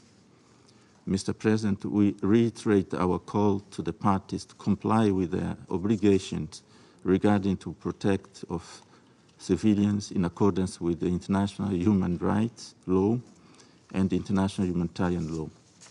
We urgently call the parties to demonstrate leadership and courage by engaging in dialogue to achieve a long-lasting solution, allowing both Israelis and Palestinians to live side by side in peace and security as good neighbors in accordance with the United Nations Charter. Finally, to realize this noble goal, we appeal the members of the Security Council to exert their influence on the concerned parties. I thank you, Mr. President. Agradezco al representante de Mozambique. I thank Mozambique for your statement, and I give the floor to the United Kingdom. Thank you, President, and thank you to the Secretary General for your briefing and for your letter to the Security Council under Article 99. Colleagues, these are dark days. The horror of Hamas' 7 October attacks hangs over us, including the shocking reports of sexual violence by Hamas against Israeli women and girls, and the terrible and heart-wrenching suffering of innocent Palestinians, including many women and young children, is a humanitarian tragedy unfolding before our eyes. The Secretary-General, who has our strong support, set out clearly the trajectory towards humanitarian catastrophe facing Palestinians in Gaza. We need to respond, and to respond with urgency. The sheer scale of civilians killed is shocking, and the fact that 80% of the population has been displaced in Gaza cannot continue. The UK continues to support Israel's right to defend itself against Hamas terrorism as it seeks the return of over 100 hostages who are still held in Gaza. But we are absolutely clear that Israel must be targeted and precise in achieving that goal. The Prime Minister and the Foreign Secretary of the UK have delivered this message and will continue to do so. Civilians must be protected. In parallel, we need a marked increase in the provision of sustainable and unhindered delivery of life-saving aid and essential services to prevent a humanitarian catastrophe from taking place. This includes increasing the types of aid allowed. The sanitation and shelter picture, together with the lack of medical provision in Gaza, is dire, and there's a desperate need for sanitation and shelter kits and vital medicines. It is welcome that Kerem Shalom will now be opened for screening aid deliveries. We urge Israel to go further and to fully open Kerem Shalom to allow goods to cross so that the huge volumes of aid that are needed can reach the people of Gaza. This should include, at minimum, the 200,000 litres of fuel per day for which the UN has called. It is imperative that we work to agree further urgently needed humanitarian pauses, building on the pivotal work of Egypt, Qatar, and the United States. President, as we work to halt the humanitarian catastrophe in Gaza, we need also to work to avoid escalation in the West Bank, including in occupied East Jerusalem. Israel's announcement approving further settlements in the lower aqueduct area of East Jerusalem is alarming and serves only to raise the tensions in the West Bank when international effort is focusing on avoiding further conflict. Let me be clear. Settlements are illegal under international law. They present an obstacle to peace, and they threaten the physical viability and delivery of a two-state solution. This decision must be reversed with immediate effect. President, let us work together to deliver peace, dignity, and security for Israelis and Palestinians alike. I thank you. I thank the representative of the United Kingdom for your statement. I now give the floor to Gabon. Thank you, Mr. President. I wish to thank the Secretary General for his commitment and his efforts to ensure that the letter and the spirit of the United Nations Charter prevail in the war between Israel and Hamas. The scale of violence, the deadly scale of violence here and the devastation have reached staggering, inhumane proportions. We extend our deep support and appreciation for the significant measure of responsibility of the Secretary General in invoking Article 99 of the Charter of the United Nations.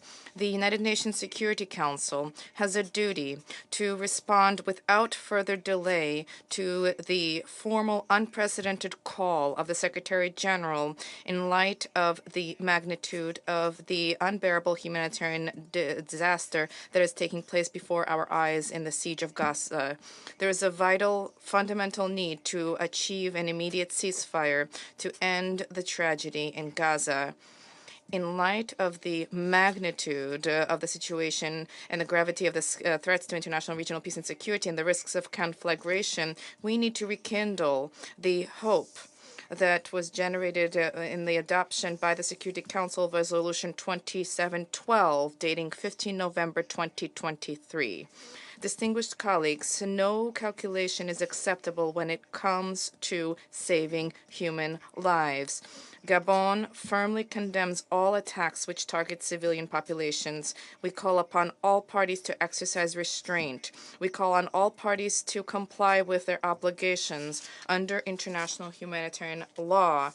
It is more urgent than ever before to establish a humanitarian ceasefire. The Security Council has a duty to unstintingly persevere in efforts to that end in order to save human lives, particularly the lives of children, of women, and of civilian populations in Gaza and in the region.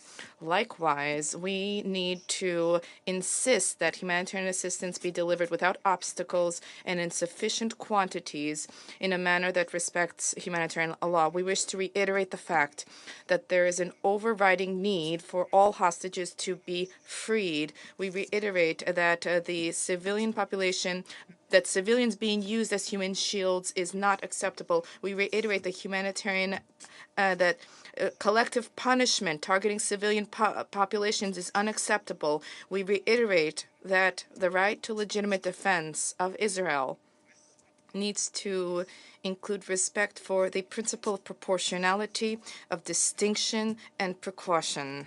The Security Council has a duty to adopt a firmer commitment to ensure accountability for grave violations of international law. Since the barbaric attacks perpetrated by Hamas on 7 October, my country firmly condemned those attacks. For Gabon, the solution to the Israeli-Palestinian conflict hinges on the resumption of dialogue and the peace process to reach a two-state solution, a solution of two states coexisting peacefully on the basis of internationally recognized borders. A two-state solution needs to be made a reality without further delay. To achieve this, dialogue and negotiation are key, with a central role of the United Nations. Thank you. Agradezco al representante. I thank the representative of Gabon for your statement. I now give the floor to Japan. Thank you, Mr. President. And I thank you, Secretary General Guterres, for your briefing. Mr. President, it has been more than 2 months since Hamas's brutal terror attack on October 7th, where more than 1,200 people were killed in Israel and around 250 taken hostage, and more than half of whom are still held captive. We once again unequivocally condemn the terror attacks by Hamas and other militants and demand the immediate and unconditional release of all hostages. Since that attack, Gaza has descended into one of the most devastating humanitarian crises in the world. More than 17,000 Palestinians have been reportedly killed. The majority of them are women and children, and thousands more are under the rubble of destroyed buildings. This is an appalling loss of life. Now, winter is approaching in Gaza, and the streets and UNRWA facilities are packed with the newly displaced, many of whom are fleeing from a second time. Most basic goods are not available. To echo the words of the Secretary General, the nightmare in Gaza is a crisis of humanity. Mr. President, Japan takes seriously the Secretary General's invocation of Article 99 of the UN Charter, urging the members of the Security Council to avert a humanitarian catastrophe and to appeal for humanitarian ceasefire to be declared, given the grave human loss in such a short period of time. We deeply regret that no significant humanitarian aid has been delivered since the breakdown of the humanitarian pause last week. The delivery of essential supplies solely through the Rafah crossing is utterly insufficient. Of course, we welcome that Israel agreed to open Karem Shalom crossing for screening and inspection. The establishment of monitoring mechanism under the authority of the UN is also critical. Japan believes the Council cannot simply watch the situation deteriorating. It is our responsibility to address this grave humanitarian situation immediately. What is more, there are increasingly serious spillovers concerns in the West Bank, Lebanon, Syria, Iraq, and the Red Sea. This situation could all too easily engulf the already volatile region. Against this backdrop, Japan's position is clear. Humanitarian concerns should be given utmost priority. All parties must abide by UN Security Council Resolution 2712. And more than that, the Council must urgently speak in a united voice, whatever the language we may agree upon, to avert a further deterioration of the humanitarian situation. The bottom line is that hostilities must stop immediately for a period that allows for meaningful humanitarian operations to avert a humanitarian catastrophe. Mr. President, only a two-state solution will enable both Israelis and Palestinians to live in lasting and secure peace. Today, that goal seems far off. Gaza has been devastated. The task of reconstruction will be enormous, and we must consider what political and security arrangement will be in place when the fighting stops. But even amidst the current disparate crisis, we must not forget that peace and coexistence is possible. I thank you, Mr. President. Agradezco al representante de Japón. I thank the representative of Japan for his statement. I now give the floor to Ghana. Thank you, Mr. President. Let me begin by thanking you for convening this meeting. I also thank the Secretary General for his briefing and his intervention and efforts in helping to find a solution to the ongoing war between the State of Israel and Hamas. Mr. President, the resumption of hostilities, which followed the end of the temporary humanitarian pause that was brokered by the State of Qatar and the United States, has been of great concern to Ghana. We are equally worried about the challenge of committing to the spirit of the humanitarian pauses and the obligation to preserve civilian lives and infrastructure, which makes a humanitarian ceasefire more necessary now, as called for by the Secretary General. It is in that regard that we welcome the decision by the Secretary General to invoke Article 99 of the UN Charter, which has only been invoked 4 times in the over 7 decades of history of the United Nations, the last time being in 1989. We note that the ongoing Israeli-Hamas conflict has unfortunately taken a heavy toll on the civilian population on both sides and consequently created a serious security and humanitarian crisis, not only in Gaza, but also in Israel and the other occupied Palestinian territories. It is regrettable that civilians and non-combatants, especially those residing in the Gaza Strip, the West Bank, and Israeli communities along the border with Gaza, are bearing the brunt of the violence.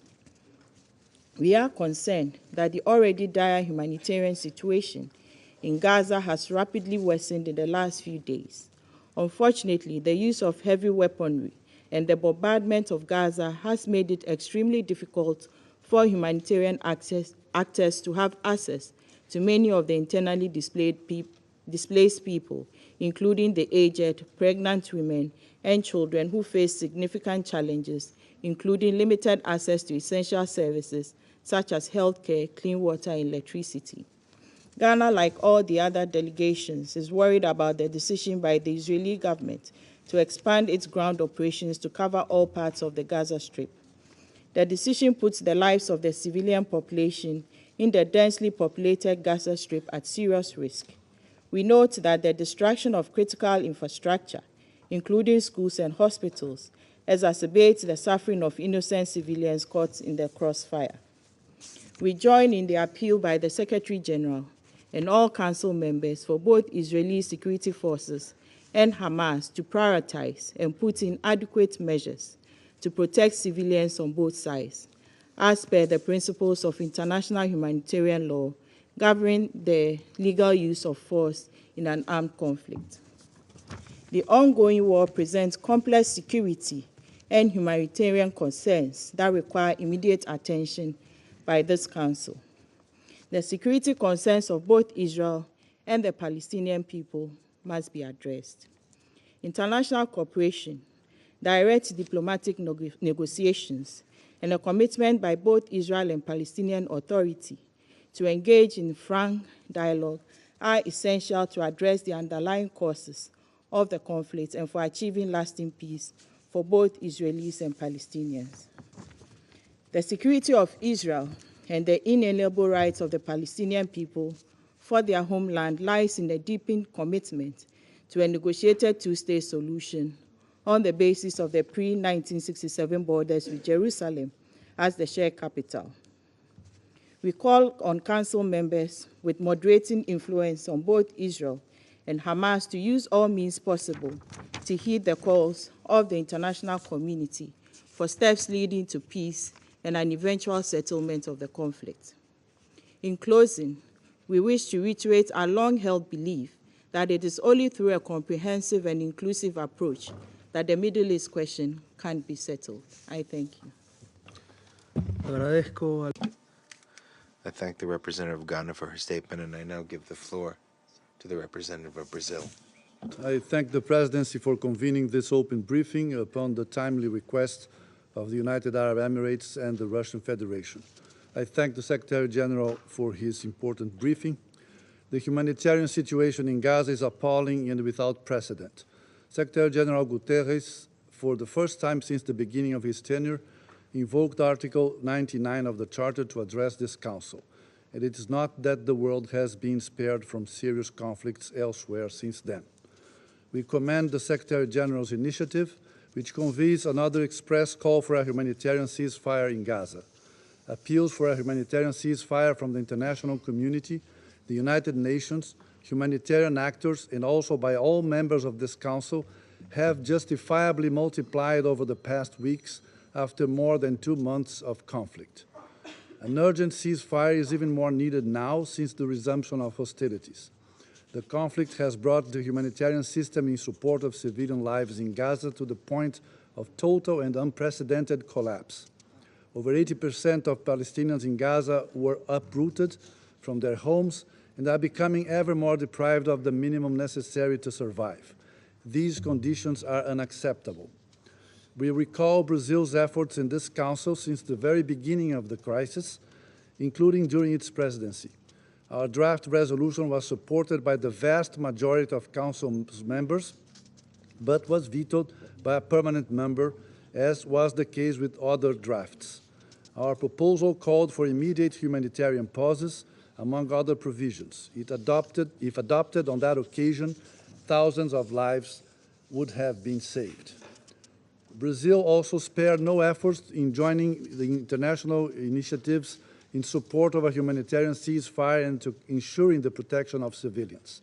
We are being constantly reminded that there is no safe place in Gaza. The repetition of this extremely worrying statement, compounded by the increasing and devastating human toll prompted by the conflict, constitutes another wake-up call to this Council. We must step up and act responsibly to respond to this unfolding tragedy. The dramatic humanitarian situation leaves us with no alternative. We need an immediate halt in hostilities for as long as necessary, allowing for proper humanitarian action. The provisions of Resolution 2712, recently adopted by this very Council, must be fully implemented.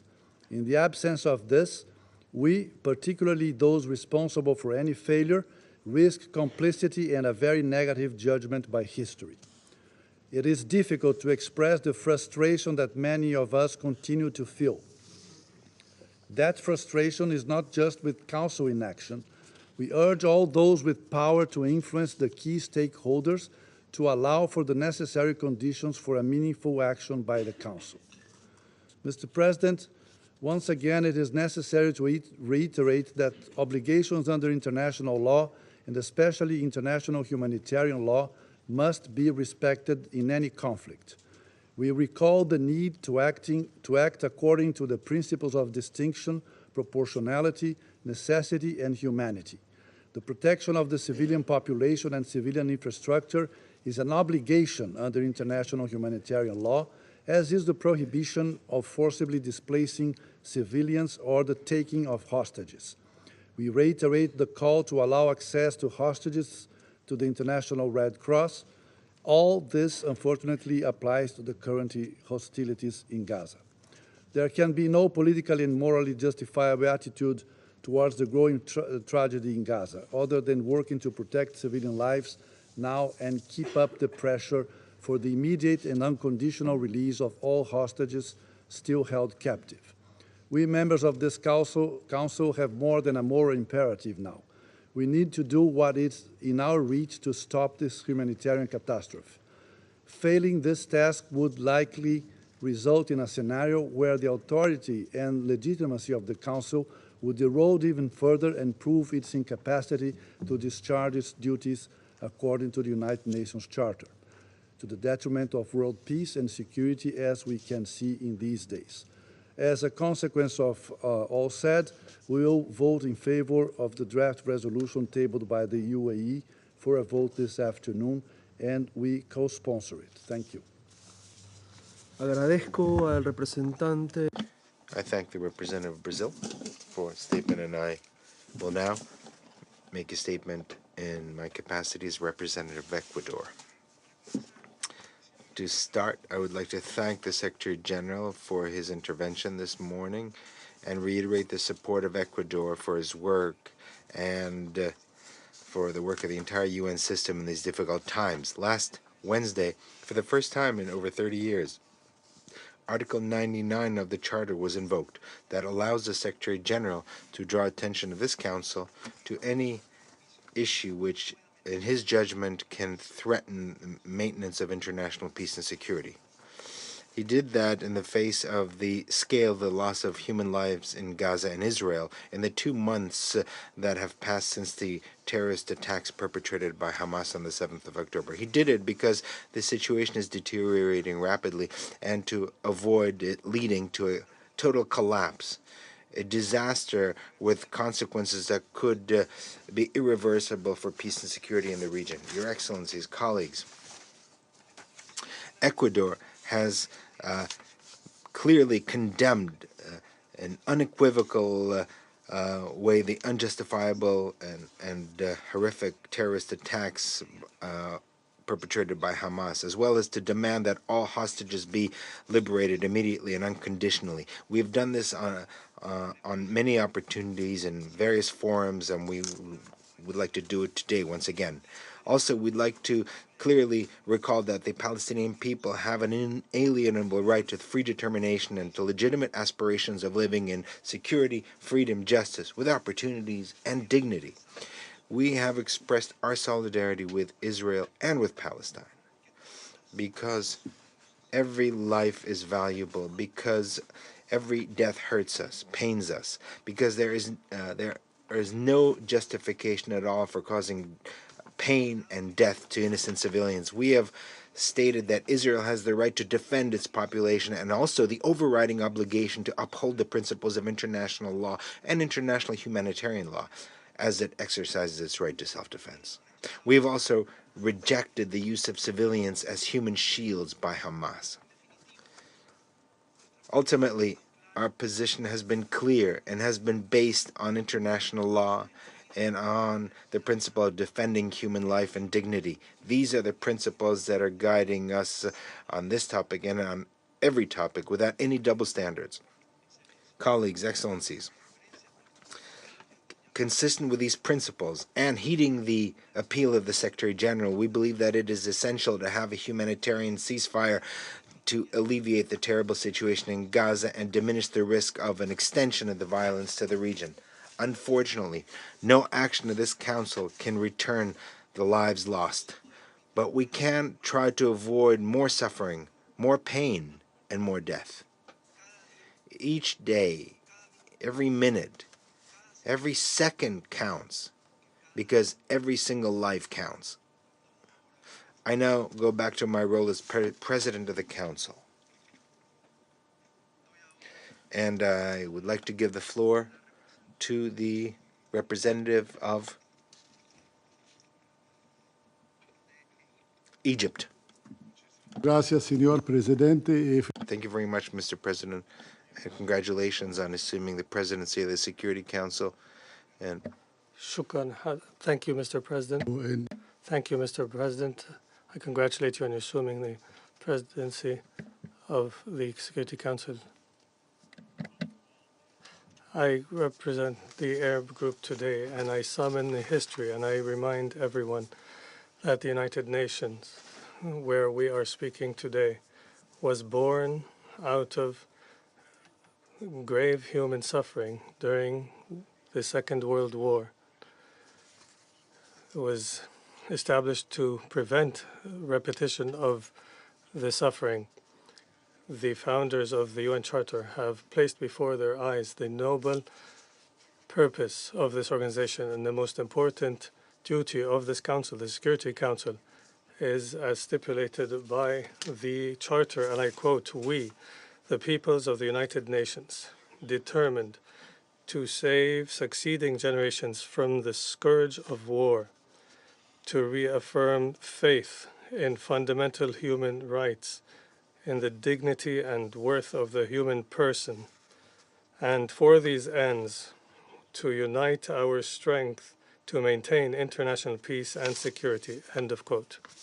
Mr. President, the Muslim and Arab worlds, and all peace-loving nations, and justice-loving nations, and every individual with a living conscience is looking towards the role of this organization and this council, in particular during this humanitarian catastrophe that is unprecedented, that has inflicted the unarmed Palestinian people.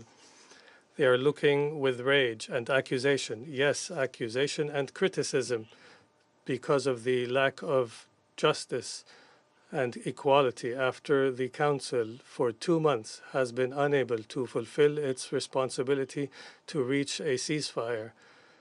And in fact, there is who obstructs the ceasefire in a precedent that will impact, if it has not impacted already, the credibility of the United Nations in addressing present and future crises.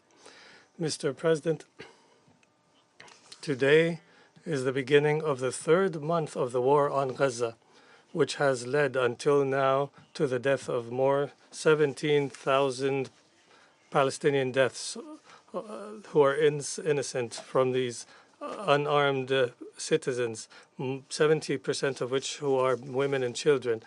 This is a statistic that lays bare the lie of the claim that this is a war against an armed group. It is a war of collective punishment and of genocide, unfortunately, of the Palestinian people.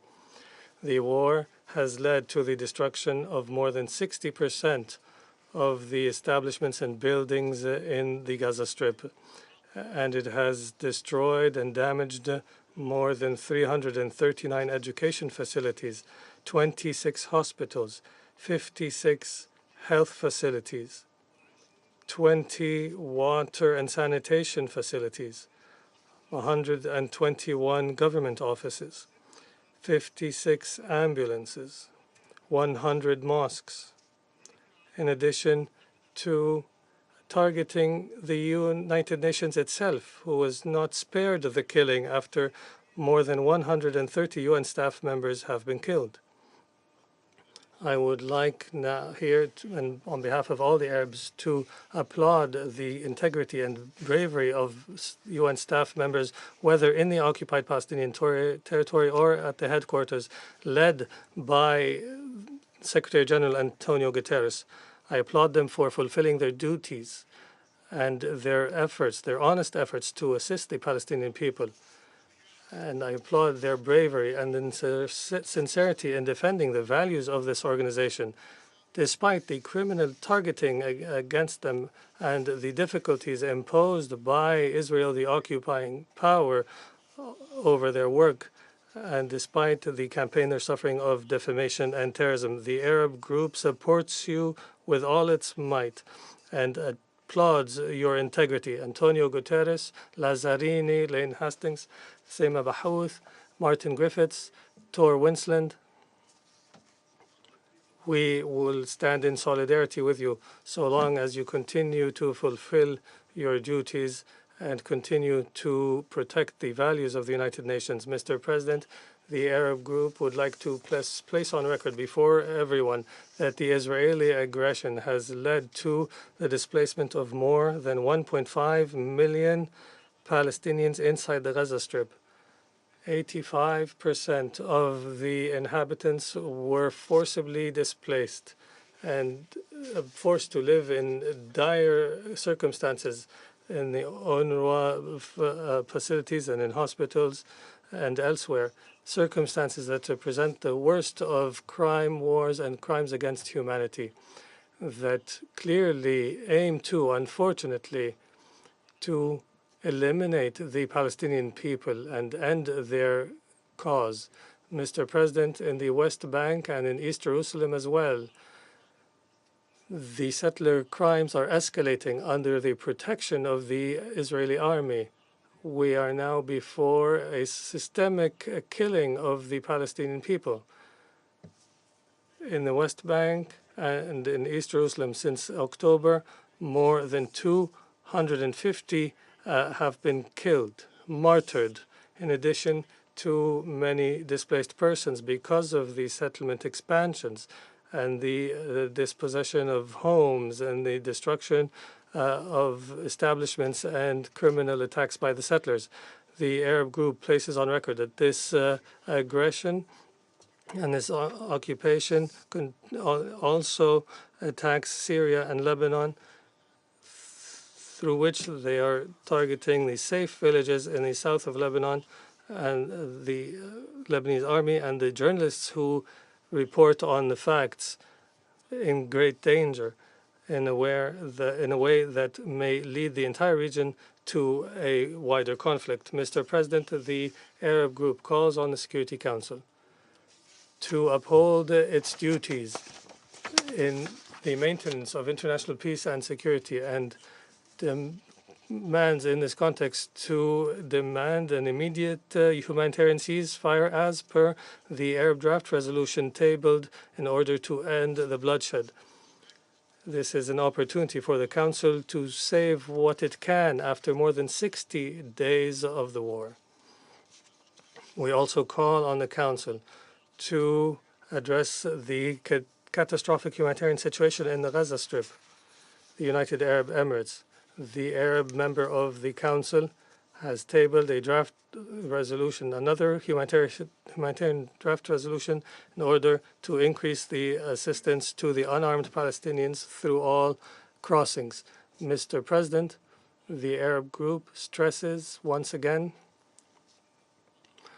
that demanding a ceasefire and opening the crossings and allowing the flow of humanitarian assistance is not an act of pity or sympathy, but it is a right of civilians enshrined in international instruments and the agreed principles of humanitarian rights.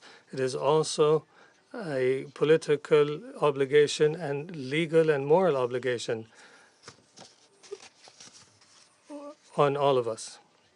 Mr. President, distinguished members of the Council, the Arabs were the ones who initiated peace with Israel and for long decades have expressed their commitment to a political solution, despite the rejection of Israel to engage with the calls for peace, and despite the repeated crimes of Israel against civilians, and despite the ideological extremism that is on the rise in Israel. The Arabs continue to commit to peace because they understand well, as people of a civilization, that violence will not lead to peace, and genocide will not succeed in ending the cause of a nation, and that dialogue and peaceful coexistence are the only way for stability to be achieved in the region. This is what leads us, after ending this destructive war, to commit to resuming the political process as soon as possible in order to achieve a just and lasting comprehensive peace in the Middle East through the establishment of a Palestinian state on the borders of June 4th, 1967, with East Jerusalem as its capital. Thank you very much, Mr. President. I thank the representative of Egypt, and I now give the floor to the representative of Qatar. ألقي هذا البيان باسم الدول الأعضاء بمجلس التعاون. Thank you, Mr. President. I'm making this statement on behalf of the member states of the Gulf Cooperation Council, United Arab Emirates, the Kingdom of Bahrain, the Kingdom of Saudi Arabia, the Sultanate of Oman, the State of Kuwait, and the State of Qatar. We are grateful to you for convening this meeting, and we would like to thank the Secretary General for his participation, which is very important in light of developments in the Gaza Strip. The member states of the Gulf Cooperation Council condemn the Israeli aggression. We consider that Israel is legally responsible for its continued aggression, in particular against innocent civilians, thousands of whom have perished, mainly women and children, in flagrant violation of humanitarian law, and international law and international humanitarian law. And we refuse any justification to consider the Israeli aggression as an act of self-defense. The international community must take necessary steps in the framework of international law to react to the Israeli practices and the measures of collective punishment against the inhabitants of Gaza. We invite the international community to provide the protection to our brethren Palestinian people.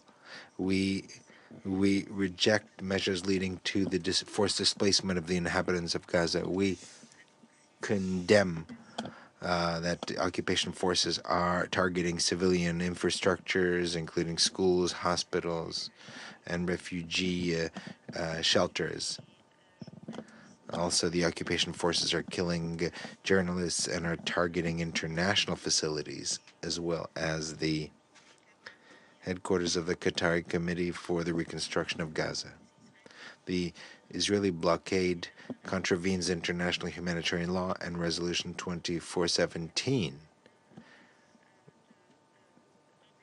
which, in fact, their actions are meant to prevent the delivery of humanitarian assistance and is a policy to starve the Palestinian people. We welcome the mediation of the United States, Egypt, and others and Qatar in achieving a humanitarian truce, which led to the exchange of hostages and the delivery of humanitarian assistance. We regret the end of the truce and the increase in Israeli attacks, which has led to the displacement of millions and prevents the work of numerous humanitarian and UN organizations. We welcome Resolution 2712, which calls for humanitarian truce and immediate humanitarian truces and lasting ones and throughout Gaza. We call on its immediate implementation and full implementation with a mechanism to monitor its implementation. We also welcome the measures taken by the Secretary General and his invoking Article 99 of the Charter to demand the Council to announce an immediate ceasefire. The Security Council, pursuant to the Charter, must demand an immediate humanitarian ceasefire and to demand the sides to uphold their obligations under international humanitarian law and international law. We demand on behalf of the Arab group, the immediate end of hostilities and a ceasefire, delivery of humanitarian assistance and basic necessities to all the inhabitants of Gaza, and to make sure that the delivery of assistance is done immediately, as well as the provision of water, electricity, fuel, and food. The Gulf Cooperation Council is providing emergency relief and assistance to our brothers and sisters in Gaza, in addition to financial support to the United Nations and in particular to UNRWA, in light of the growing needs as well as the Israeli attacks against UNRWA facilities and UNRWA staff. We call on the international community to increase humanitarian assistance immediately in favor of UNRWA and the United Nations. The member states of the Gulf Cooperation Council reiterate their unchanged position with regard to the centrality of the Palestinian question and the need to put an end to Israeli occupation, and in support of Palestinian sovereignty over all occupied territories and the creation of a Palestinian state with East Jerusalem as capital. And also we support the rights of refugees in line with the initiative of the Arab states to realize the legitimate rights of the Palestinian people. We support the initiative of Saudi Arabia and the League of Arab States in cooperation with the Egypt and the Hashemite Kingdom of Jordan to relaunch the peace process. And we call on the Security Council to adopt a resolution in order to recognize an independent Palestinian state, which should become a fully fledged member of the United Nations. We stand shoulder to shoulder with the Palestinian people in this tragedy, and we must be intransigent and act until we achieve their full rights. Thank you very much. Agradezco a la representante. I thank the representative of Qatar, and I now give the floor to the representative of Indonesia.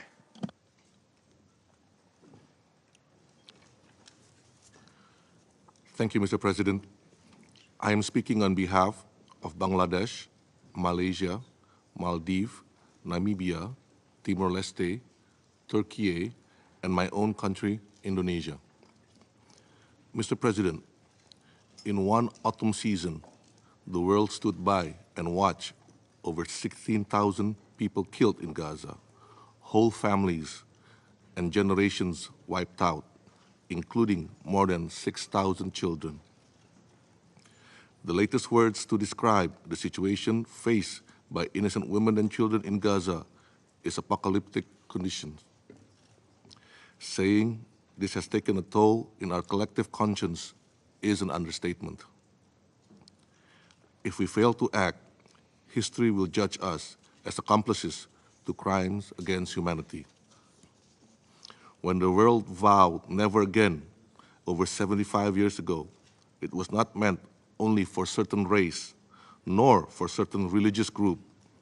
It was to protect everyone in this world. It was to save humanity. Mr. President, we fully support the Secretary General's recent letter to the member of this Council calling for a humanitarian ceasefire. In this very Council, on the 24th of October open debate, we underline that an immediate ceasefire is vital to end atrocities and the deteriorating humanitarian situation. This is the least that the Council should do if we truly want to uphold human rights and humanity. And this is why we are proud to co-sponsor the draft resolution on humanitarian ceasefire. We call on the Council to adopt this declaration today. In this regard, allow me to state 3 points. First, please show compassion to humanity.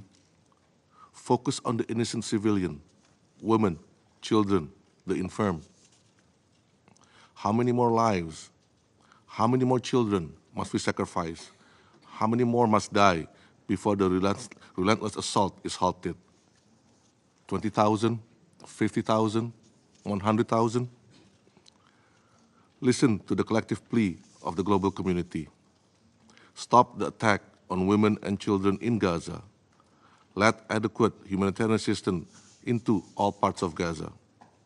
Second, the threat of spillover of the conflict may not just be regional, but global. The situation in Gaza is being broadcast 24/7, uncensored, through social media and electronic channels. The world watches in horror as women and children become innocent casualties in this devastating conflict. We cannot afford to let radical elements take up arms in different parts of the world, or even radicalize the moderates. Lastly, let us reaffirm our commitment to uphold international law and international humanitarian law in its entirety. There must be no double standard in upholding international law and international humanitarian law, in upholding accountability. It should be applied equally to all countries, no matter big or small. There must be no double standards on humanity. For these reasons, we appeal to members of the Council, do the right thing. Stop these inhumane acts against the Palestinians. Listen to your conscience. Let us choose peace over conflict, compassion over cruelty, and unity over division. Let us work to bring peace to Palestine and Israel. Let us address the root cause and make the two-state solution a reality. Thank you, Mr. President. Agradezco al representante de Indonesia por... I thank the representative of Indonesia for his statement, and I now give the floor to Madam Hedda Sampson, in charge of the EU delegation of the United Nations. The EU supports the UN Secretary General's call for the UN Security Council to act to avert the humanitarian catastrophe in Gaza and the collapse of the humanitarian system. Urgent action is needed to ensure the protection of all civilians. The EU deplores the high number of civilian casualties killed, the majority of which are women and children. We commend the strong efforts of the UN and all humanitarian actors to deliver life-saving aid in extremely dire conditions. We deplore the death of a record number of UN staff members and other humanitarian workers who have paid the ultimate price. Full respect of international law, we urge all sides to respect these principles and note that there must be accountability for violations of international law. The EU calls for the urgent implementation of UN Security Council Resolution 2712 and supports its call for urgent and extended humanitarian pauses and corridors throughout the Gaza Strip for a sufficient number of days to enable, consistent with international humanitarian law, full, rapid, safe, and unhindered humanitarian access. The civilian population is in desperate need of more food, water, fuel, electricity, and medical care, as well as safe shelter. We regret that since the end of the humanitarian pause, the entry of humanitarian aid has declined from already insufficient levels.